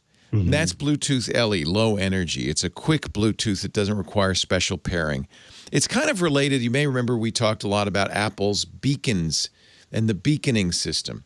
It's a very similar, in fact, it might even be identical system to Apple's beaconing system. So the idea is a device can say, I'm here. Another device can say, I see you. They can exchange information all without you doing anything. So the way this system works, and it's Google and Apple who have put this together, and there's a couple of problems, which Moxie's going to talk about in a second, but I'll give you how Google and Apple say it's supposed to work. Every day, your device, and there's going to be an iOS and Android version of this. Actually, to be clear, Apple and Google aren't making apps for this. They're making an API, a system, and they expect health authorities to make an app. So let's say there's a California state COVID tracking app. It would be voluntary. You download it voluntarily. There'll be lots of privacy statements in it and lots of caveats and so forth, which you'll have to click through. Mm-hmm. Once you've got it running, if you agree to everything, every day a unique identifier will be generated on your phone. That's you. And as you walk around, your phone will also generate a new tracking ID every 15 minutes that combines your location with your identifier. As you walk around, everybody you run into, if they're running the program and they've agreed to all this, you will capture that 15-minute tracking identifier. So at the end of the day, you'll have a whole, if you've been busy shopping and stuff, you'll have a whole bunch of data about the people you've run into. Now, if you test positive, all of a sudden that becomes really important, because then you can say, all right, I tested positive. Who are the people I ran into over the last whatever time frame, 2, 3, 4 days, whatever the doctor says or the health officials say? You need to tell us everybody you had contact with over the last few days. Well, that's on the phone in these IDs, and the IDs are tied to location, time of day, and that person's identifier. Now, what's unclear is the system then that happens. Somehow the health officials will then be able to get information, probably through Google or Apple, to those people saying, you've been in contact in the last 3 days with somebody who's tested positive for COVID. You need to go self-quarantine for 14 days to see if you got infected. This is one of the only ways we can get out of shelter in place. At some point, we're going to come out of our dens, rubbing our eyes, blinking, saying we're out in the real world again. That point will happen when there are no more cases of coronavirus in your neck of the woods. But of course, people travel in this country; they go around, so it's presumed new cases will come in. The key to staying safe is that we are able to identify those quickly, quarantine that person, and quarantine everybody they've met. That's called containment. And it means the rest of us can still go about our business. Remember, we're going to emerge from our shelter in place with no immunity. Only 5% of the population will have gotten coronavirus by that time. So we'll all be vulnerable to it still. There won't be a vaccine for another year or so. So that's what health officials are wondering. How are we going to contain this and still have life go on? And it requires that kind of testing and tracking and quarantining. So Apple and Google are proposing a framework for that. But as Moxie points out, there are some real problems with this. And it's not a privacy issue necessarily. Here he's talking about the proximity ID and the ID. He says, one point he makes immediately is, ad tech probably knows who you are, where you've been, and whether you're COVID positive already. So he makes an excellent point there. This is the kind of beaconing stuff that ad tech would like to use. He also points out, as I presume, that location data would have to be combined with what the device framework gives you. Published keys are 16 bytes, one for each day. If a moderate number of smartphone users are affected on any given week, that's hundreds of megabytes. And by the way, your phone downloads it all. Every phone would have to download those hundreds of megabytes. He says that seems untenable. To be usable, published keys would likely need to be delivered in a more targeted way, which means we need to know where you are. Third caveat is it seems likely some kind of personally identifiable information, he calls it PII, would have to be combined with what the device framework gives you. Keys published by a device then have to be in turn published to all devices in the world. That's a major denial of service vector. So Moxie, remember, is a security guy. He thinks in terms of what would the bad guys do with this? He says if anyone can anonymously blast up keys, they can create a situation where there's gigabytes of data for all devices in the world to retrieve and compute. There'd likely need to be some kind of rate limiting on a combination of stable IDs, phone number, IP, in other words, PII, to prevent that. Not to mention the prank aspect of being able to light up everyone you've been near's devices with, you've been exposed to COVID, without them knowing you did it at any time. Just, hey, I tested positive, bing, bing, bing, bing. All that aside, these APIs are novel in terms of what becomes possible from the app layer. I'm not super optimistic about opt-in contact tracing. That's another flaw. You have to opt into this, becoming a major factor, but I do kind of anticipate someone will end up using this for some other interesting thing, and that's his real concern. Besides the prank aspect and the DDoS aspect of it, there's also the issue of ad tech saying, oh, this is good. We could probably use this for something. So makes sense. I think we had a big conversation about this on Twit, and at least Owen, J.J. Stone, and Georgia Dow said this is a non-starter. This is too much privacy invasion, too problematic, and because it's voluntary, too few people will do it, which means it'll be ineffective. For containment to work, it really has to be 100%. And the countries where they've done this successfully are authoritarian regimes. It's worked great in Singapore. It's worked great in China. South Korea is not an authoritarian regime, but they've managed to do it by, I think, compelling people to put these apps on their phones and agreeing to this. So it's going to require, I think, some draconian laws and enforcement for this to work. That's my opinion, and you hear Moxie's opinion. Anyway, I still think, thank you, Google and Apple. Yes. They're doing something. They're doing the things that they can do. Exactly. This is exactly, and they didn't make the app. They didn't, they did their best to make it as private as possible. Maybe we don't know. They may have considered and addressed the prank and the DDoS aspect of it. So maybe there is a solution to that. Yeah, and I think that's, it's ongoing. Some updates and things that have come out since then as they are working on it. Right. Now, next is Tech Insights. It's up on Twitter, put out a tweet. They've been researching. We had talked about how the new iPad Pro has the A12Z chip and how it may be the same as the A12X chip in the last iPad Pro, but with just another GPU core turned on. And Tech Insights has done the, micro scan of the actual chip, and it does look like it is the same layout, same chip as the one before. It's identical. It's just a different, It was binned better. Yeah. Yeah. Well, that's not a surprise. And that's another reason that you probably shouldn't run out and get the 2020 iPad Pro if you've got the 2018. Yeah, it's just not a huge update. Right. That's why I haven't put any hats together for you. Yes, exactly. He's trying to bribe me. He says, if you put together a care package of hats that I can wear on the show, I'll give you your iPad Pro back. Apparently, not enough incentive because I haven't done it. Yeah, you're like, oh, now it's got the same chip too. No, I really don't. I really don't want it. I will try to put that hat. I just, you know what? I started and I go, I don't know what to give him.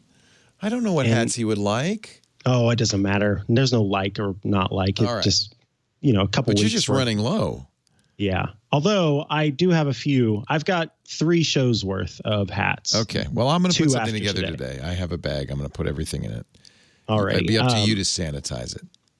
Can do.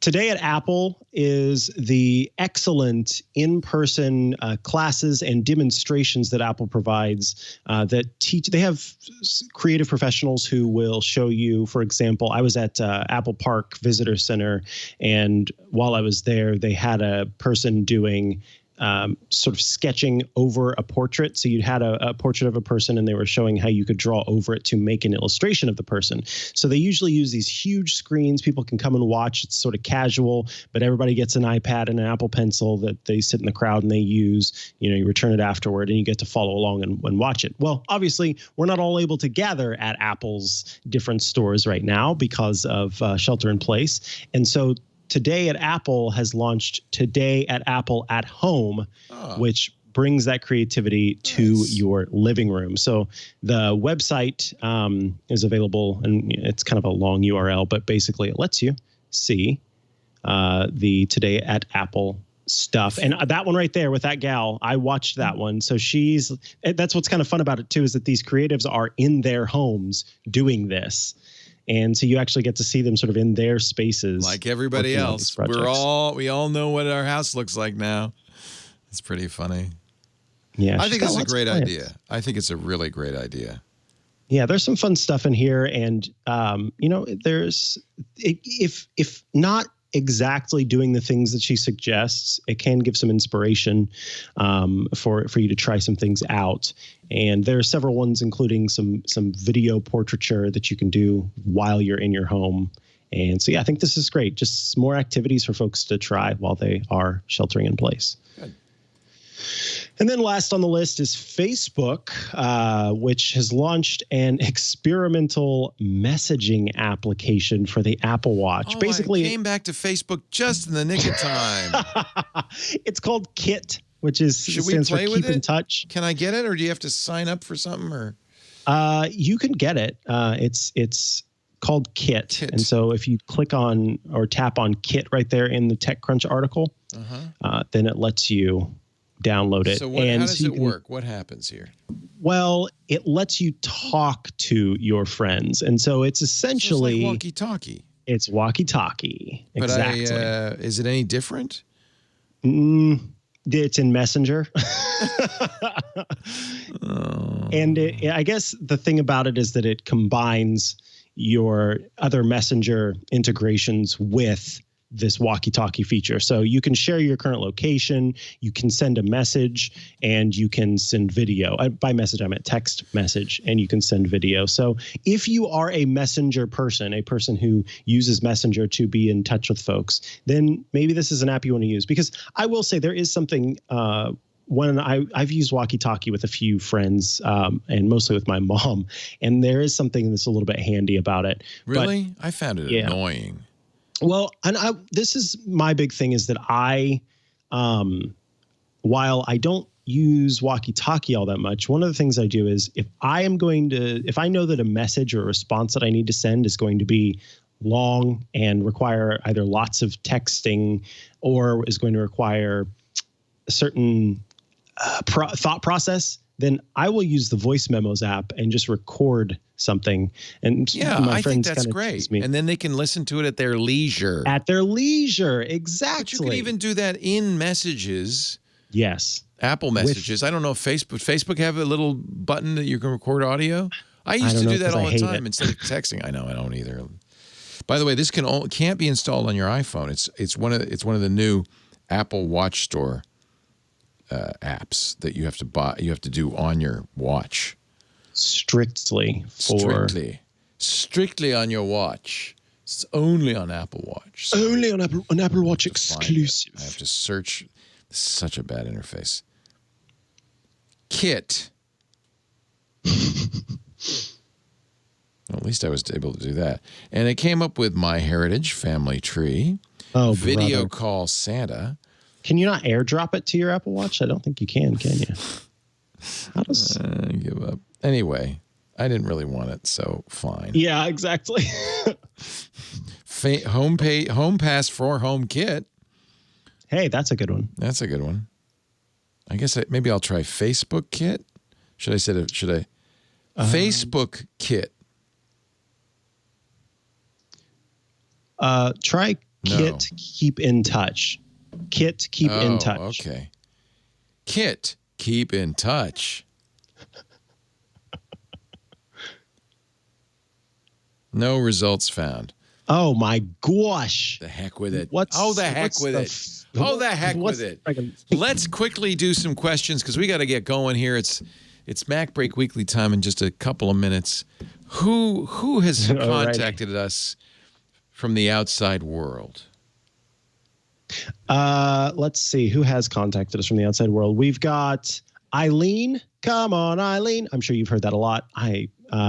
Eileen from Connecticut, who says, I just bought the whole enchilada. What? iPad 11-inch Pro. Nice. The whole enchilada. iPad 11-inch Pro, a terabyte of Wi-Fi and 11-inch She iPad got the Pro, one you wanted. 1 terabyte with Wi-Fi and cellular. Nice. I heard you say you use data. This was to me, but I mean, it was to us, but Mikah, I heard you say you use data just for the iPad. Who are you using, and can you roll over your data? Do you know of any buy data? You know who I'm using. You're using the Fox. Unfortunately, TrackPhone, she mentions TrackPhone as an option. I would be using it only once in a while, so I'm not keen on a monthly bill. Any information would be appreciated. So, Eileen, I use the Fox Mint Mobile for my data, and it is a monthly bill, though, so that's something to keep in mind. It's much more price conscious than the other ones out there.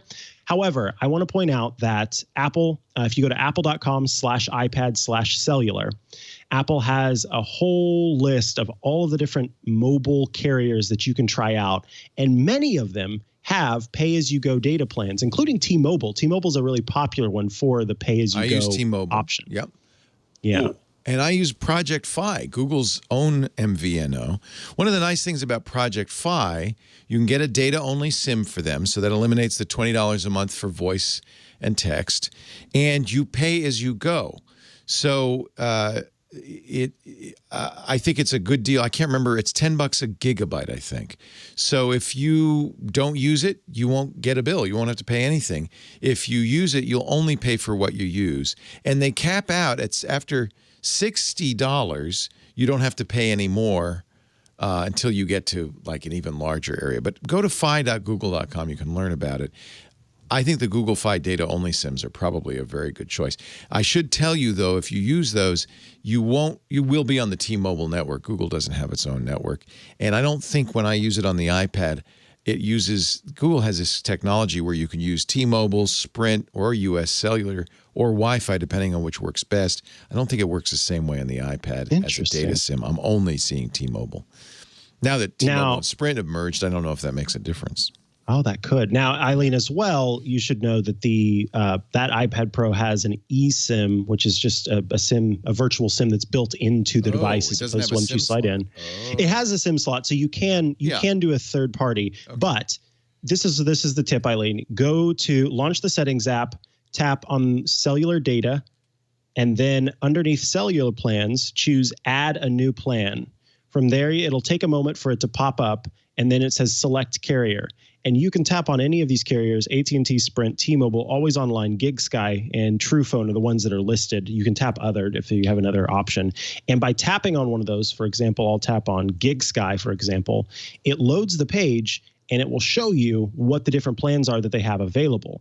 And so you can choose. So I'm going to go back and choose T-Mobile, and it actually shows here, and I know my service isn't super great right now, but I can choose Go Prepaid data for a day, a week, a month. We've got a plan for you. So you can see there that there are all of these options that you don't even need to have a SIM card. You don't have to wait for the SIM card to come. You can use the eSIM within the iPad to go ahead and get connected. So there are lots of different carrier cellular plans that are already available on your iPad, and many of them offer pay-as-you-go plans, so you're not going to have a monthly bill. Yeah. I mean, the way Google Fi works, your monthly bill is just they debit your credit card, so it's not like there's paper or anything. But I think there's some good choices. I've been very happy with Google Fi, but like you, Eileen, I only use data once in a while. It's only because mostly I'm on Wi-Fi. But it's nice to have, and I presume she got it for that reason because it's $129 extra. It's nice to have if you're not at home and you want to have access. You're sitting at I guess these days you're always at home. That's true. Maybe wait to get that plan. Yeah, maybe until wait. You need it. Yeah. Kevin from somewhere in Indiana wrote in with an interesting thought that I kind of was jazzed about the idea. Kevin says, I suspect the next shoe to drop in this deal, and the deal that they're talking about is the Amazon and Apple deal where Amazon gets to do rent-free streaming purchases. They don't have to pay Apple's tax kind of thing, or we don't know how much exactly. But it says, I expect the next shoe to drop in this deal will be that Amazon lets us use Apple Pay on its website. Wouldn't that be nice? Yeah. I'd love that. I want that shoe to drop. Oh, that's interesting. That would be, yeah. Why not? You can use it now, can't you? Just as a credit card. Yes. But just actually having the Apple Pay button. Oh, I love it when companies do that. It makes it it makes it way too easy to buy something. I know it does. And it's more private. You're not exchanging actual credit card numbers and things like that. Yeah, that'd be really cool. I don't know if it'll happen, but that would be really nice. I'd like that. Richard wrote in, and this is, again, just a little bit of feedback and something to be aware of. While you're waiting for your trackpad for your iPad to come, you can use the MX, and I don't know, do you have one of these, an MX vertical mouse? Logitech MX vertical mouse? No. Oh, well, he says maybe, I don't know, maybe he thought that one of us had a vertical mouse. I don't have a vertical mouse. Oh. No. Somebody has it. Somebody we've talked to has it. Yeah. I think Kevin uses a vertical mouse. It's funny because I thought you had it too. Interesting. No, I don't have. Vertical mouses are weird. I think Lori Gill has. Lori Gill has one. Yeah. Yeah. But I will say that regardless of whether it's vertical or not, the Logitech MX mouses in general, mice, I don't know why I said mouses, mice are really great for using with Apple's Apple's sort of pointer technology, because you can map each of the buttons to different things and the scroll wheel and all of that stuff works. So the MX Master, for example, is one of the mice that Logitech has. And I know that Rosemary Orchard has talked about how she uses the MX Master mouse with her iPad, and it's a good experience. All right. Time to put on your app cap. It's time for app caps. It's time for hats. Since now we have to wear masks all the time in Sonoma County, I'm just glad that I have this plague doctor mask that Karsten made for me. Oh, I like yours. What are you, a piece of pie? It's a piece of pumpkin pie, although I can't get it to go on my head with my headphones on. You have some very good hats. I told you, I've got 3. Now 2 after this one. That's an excellent hat. Where'd you get that? I don't want to say. It's the place that Odocta orders from, even though he doesn't want people ordering from there because they're not treating their workers very nice. Oh, that place. Micah has a piece of pumpkin pie on his head. Yes, that I got from Amazon. a leather lit up plague doctor beak a little mask. Kinky. It's kind of. It does look a little kinky, doesn't it? Yeah. We wear these for a good reason. We do, At this and point, I still haven't figured that out yet. Reason, yes. Yeah, I've done this show for how long now, and I still don't know what that reason is. Yeah. But regardless of the hats, we're doing this because these are our app picks of the week, our app caps, if you will, and that's where we choose apps and services that we like. I guess I could wear this like a rhinoceros horn. I dig it. Now I look like it's a party. Oh, there you go. What is your app cap? My app cap is an app called Watchsmith. And Leo, I think you're going to love this one. Ooh. Watchsmith is an app that lets you create the closest thing to customized watch faces as you're going to get on the current state of Apple Watch. Leo, let me post a link in the Notion for you to pull up on your screen. Okay. Here. I'll put it down under the app cap section, and it's a Mac Stories article, but it has some great screenshots in there, and it shows how the Watchsmith app works. So with the Watchsmith app, you can create individual complications that take up different parts of the screen. So there's infograph circle, infograph corner, infograph top, modular, the extra large complication. And with each of those, you can set up things like the current star field in a given space. You can set up the tide. You can set up date, sunrise, timers, all of these different options that you can have change throughout the day. So you create individual complication settings, and then you schedule it. So I can say, from this period to this period, I would like for this complication to show. But then whenever we get to 2 p.m., so maybe at the start of the day, you want the weather. But then as your day goes on, okay, you've got your weather. Now you'd like that to change to your current activity, or you want to know the tides for some reason, I guess if you're a surfer. Or I like the Starfield option, which shows what the stars look like directly above you. This cracks me up because people really want to customize their iPhones and their Apple Watches and all Apple devices so much. They have to jump through such crazy hoops to do it. Yes. And this app is a perfect example. Bizarrely complex. Bizarre. Yes. Absolutely. Just crazy app that lets you do something, but only because Apple just won't provide any facility to do it. They just say, no, you're not going to do it. We don't want you to do it. They get in your way. 37. They do. They get in your way. They don't want you to do it. Sometimes they really push you out of there for sure. Yeah. 37 complication styles across 10 categories: date, time, calendar, activity, weather, time. I'm looking at this going, I don't know. What the hell? What is this? Plus, as with all of these, it's slightly ugly. It is. It is. Once it's on your watch, like it looks good on the watch because it's just the little circles that are available on the watch. And so it does look good on the watch. But the app itself, the actual structure of the app is not very pretty. Yeah.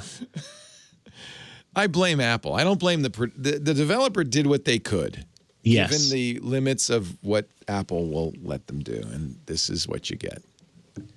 And you don't throw a fit. No.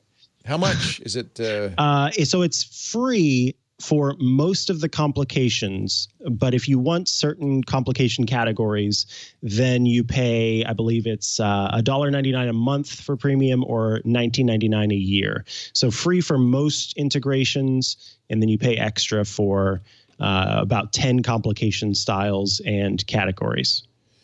So really most of it's available for free, honestly.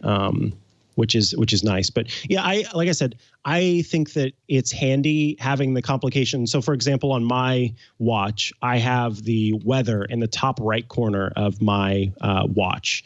And to be able to have that, yes, I want to know at the beginning of the day and maybe midday what the temperature is. But do I want that slot to always have to be taken up by the weather, or could that change? And so that's what this allows you to do. Whatever you want to put throughout the day, you can set, whether it be time, date, or tides or whatever. Yeah. It's a complicated app to make complications. There you go. A complicated complication creator. Nice. That's Watchsmith by _David Smith, as he is known. We just call him Undy. Undy. Yeah. By Undy. Undy. Hey, Undy. How you doing, Undy? So my app is a interesting and difficult to describe app. But for people who care about security, privacy, and want to do ad blocking and maybe malicious site blocking, it's a really neat service. Currently free. Because they're in beta, and even when they go paid, it'll be very affordable, a little less than $2 a month if you use it an awful lot. It's called NextDNS, and the first time I became aware of this was when it became possible in Firefox to say, I want to do my DNS lookups over HTTPS. So I'm going to have to explain some initials there, some acronyms. DNS is the domain name system. It's basically the phone book that lets you say, I want to go to yahoo.com, and it says, oh yeah, well, that you would dial 164.1.23.74 or whatever those numbers are. We've all seen those numbers. It's impractical for you to remember those numbers to go to twit.tv. So you just enter twit.tv, and the DNS system looks it up and says, here, go to this, and tells your browser. You don't even see the numbers, but that's how it works. There's a couple of problems with it, and we talk about this when we talk about our sponsor ExpressVPN as well. Your internet service provider generally provides the DNS server. So you're effectively telling your ISP everywhere you want to go. Everywhere you go, you're announcing to them, next I'm going to go to Yahoo. Okay, now I'm going to go to Twit. And believe me, they love that information. They are eating it up, sometimes using it for marketing, sometimes selling it. And so a lot of people want to use this. HTTPS is the secure technology. And what you're essentially saying is, I'm not going to use, and you could say this it's in the network settings of Firefox, I'm not going to use my internet service provider's DNS. Would you please use another service and then do it encrypted so nobody can see what I'm looking up? So that's a thing many of us have turned on. I think it's now on by default. For a long time, Firefox used Cloudflare. Cloudflare, and we've showed this before also, offers a program called 1.1.1.1, which is an alternative proxy that you go through that can do some ad blocking and malware blocking. NextDNS has combined the two to give you a DNS server that also is private. It's kind of like OpenDNS used to be in the day, but much more sophisticated and flexible, and you can put an app on your iPhone or iPad for free right now and use it. So you might want to put it on your router at home. You might want to use it directly on your iPad. I'm going to launch it on my iPad. I'll show you. I've used it on the iPhone, so it's on the iPhone. And you've probably seen this. The iOS will say, "Oh, just add this as one of your VPNs," but it's not. It's not a VPN. It doesn't replace your VPN. It makes you a little more secure. So it's this easy. You turn it on. There's their privacy policy. They're a great little company. This is what happens. The reason I showed you my iPhone because it was already set up. Here's what it looks like when you initially set it up on the iPad. It would like to add VPN configurations. So that's how it does this on iOS. And I'm going to enter the passcode. So close your eyes. I wouldn't want you to know. Okay. I'm not peeking. And now it's turned on. But turning it on is just the first step.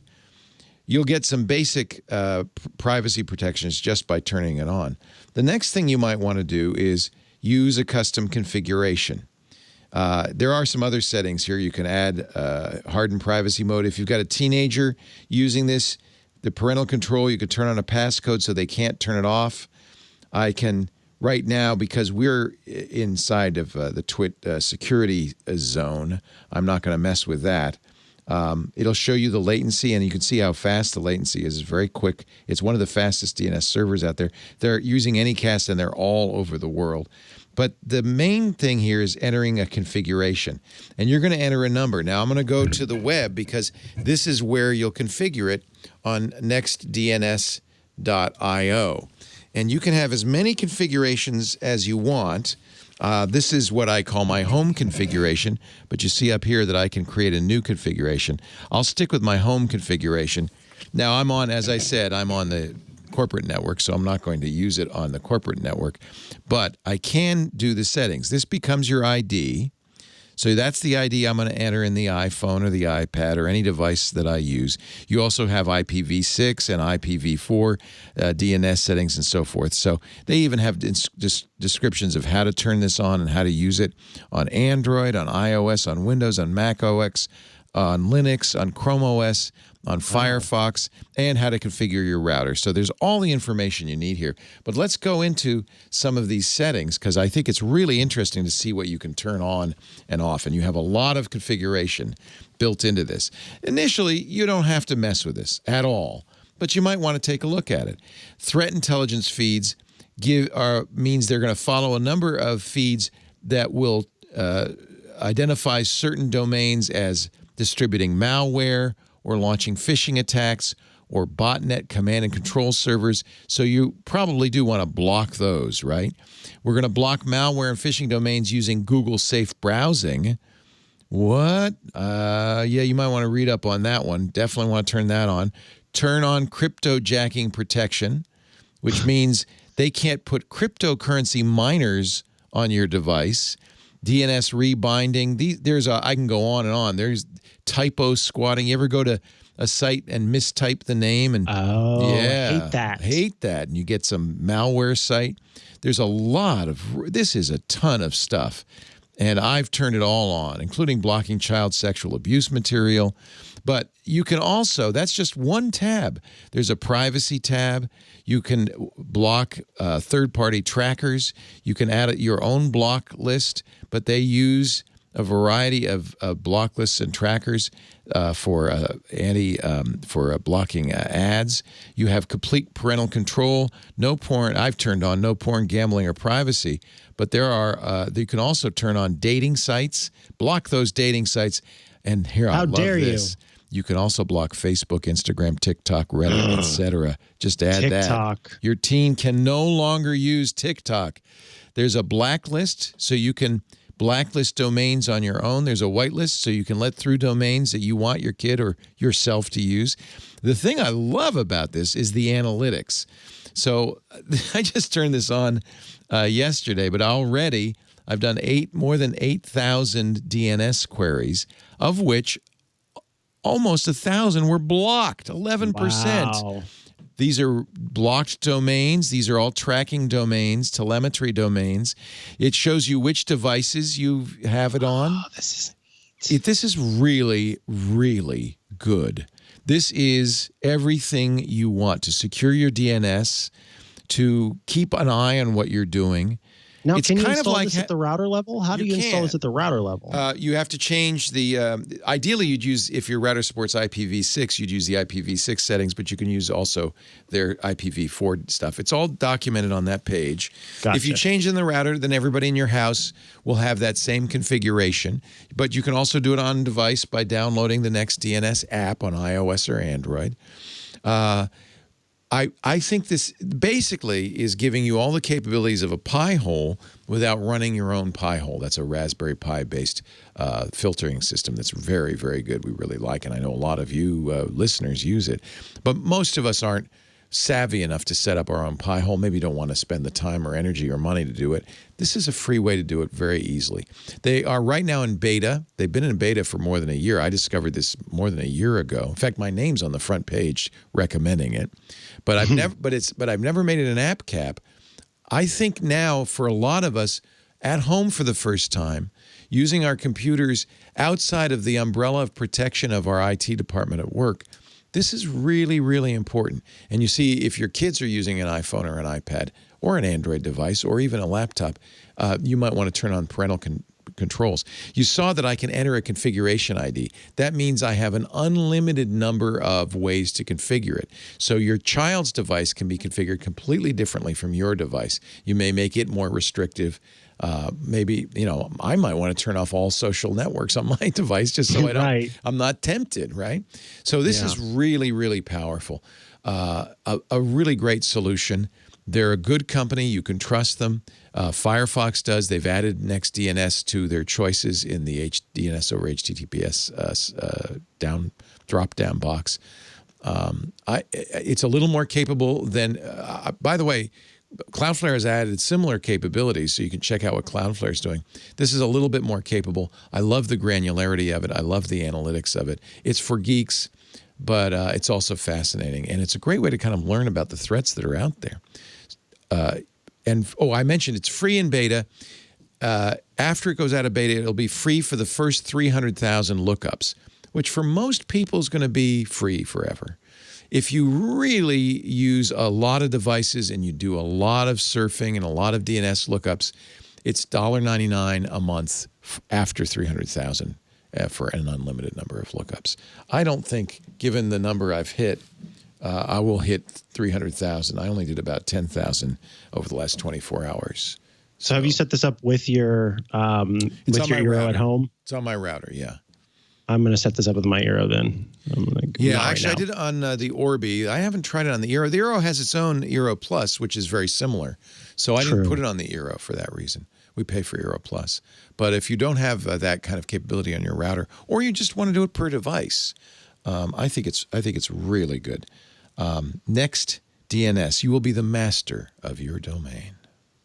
Very cool. Very cool. Put the hat back on. Very uncomfortable. If you enjoy this show, you can watch us do it live, which is definitely a different experience than the version that you get thanks to Kevin King. Kevin will be taking out all the mess ups and cleaning it up and making us look more professional.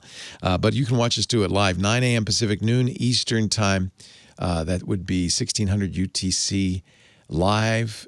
We're at twit.tv/live. There's audio and video streams to choose from there.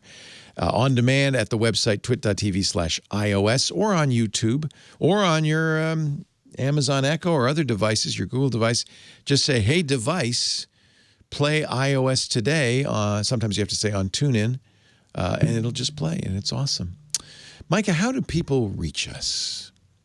They can reach us by emailing iostoday@twit.tv, iostoday@twit.tv, and that's how you get your question answered or your feedback shared right there in the email. Thank you for those of you who've emailed us. And thank you for those of you who subscribe. We love our subscribers. Get your favorite podcast app and subscribe to iOS Today so you get it automatically every Tuesday afternoon after Kevin King does his magic massaging. You can also subscribe. Kevin, can you Photoshop my hand? So you can also subscribe on YouTube. Hit the how do the kids do? How does it work? Hit the subscribe button and ring the bell. I just learned that last time I was in the studio for Hands on iOS. I learned about ring that bell. Ring that bell so that you're a priority subscriber. And we will see you next time on iOS Today. Today. Bye-bye.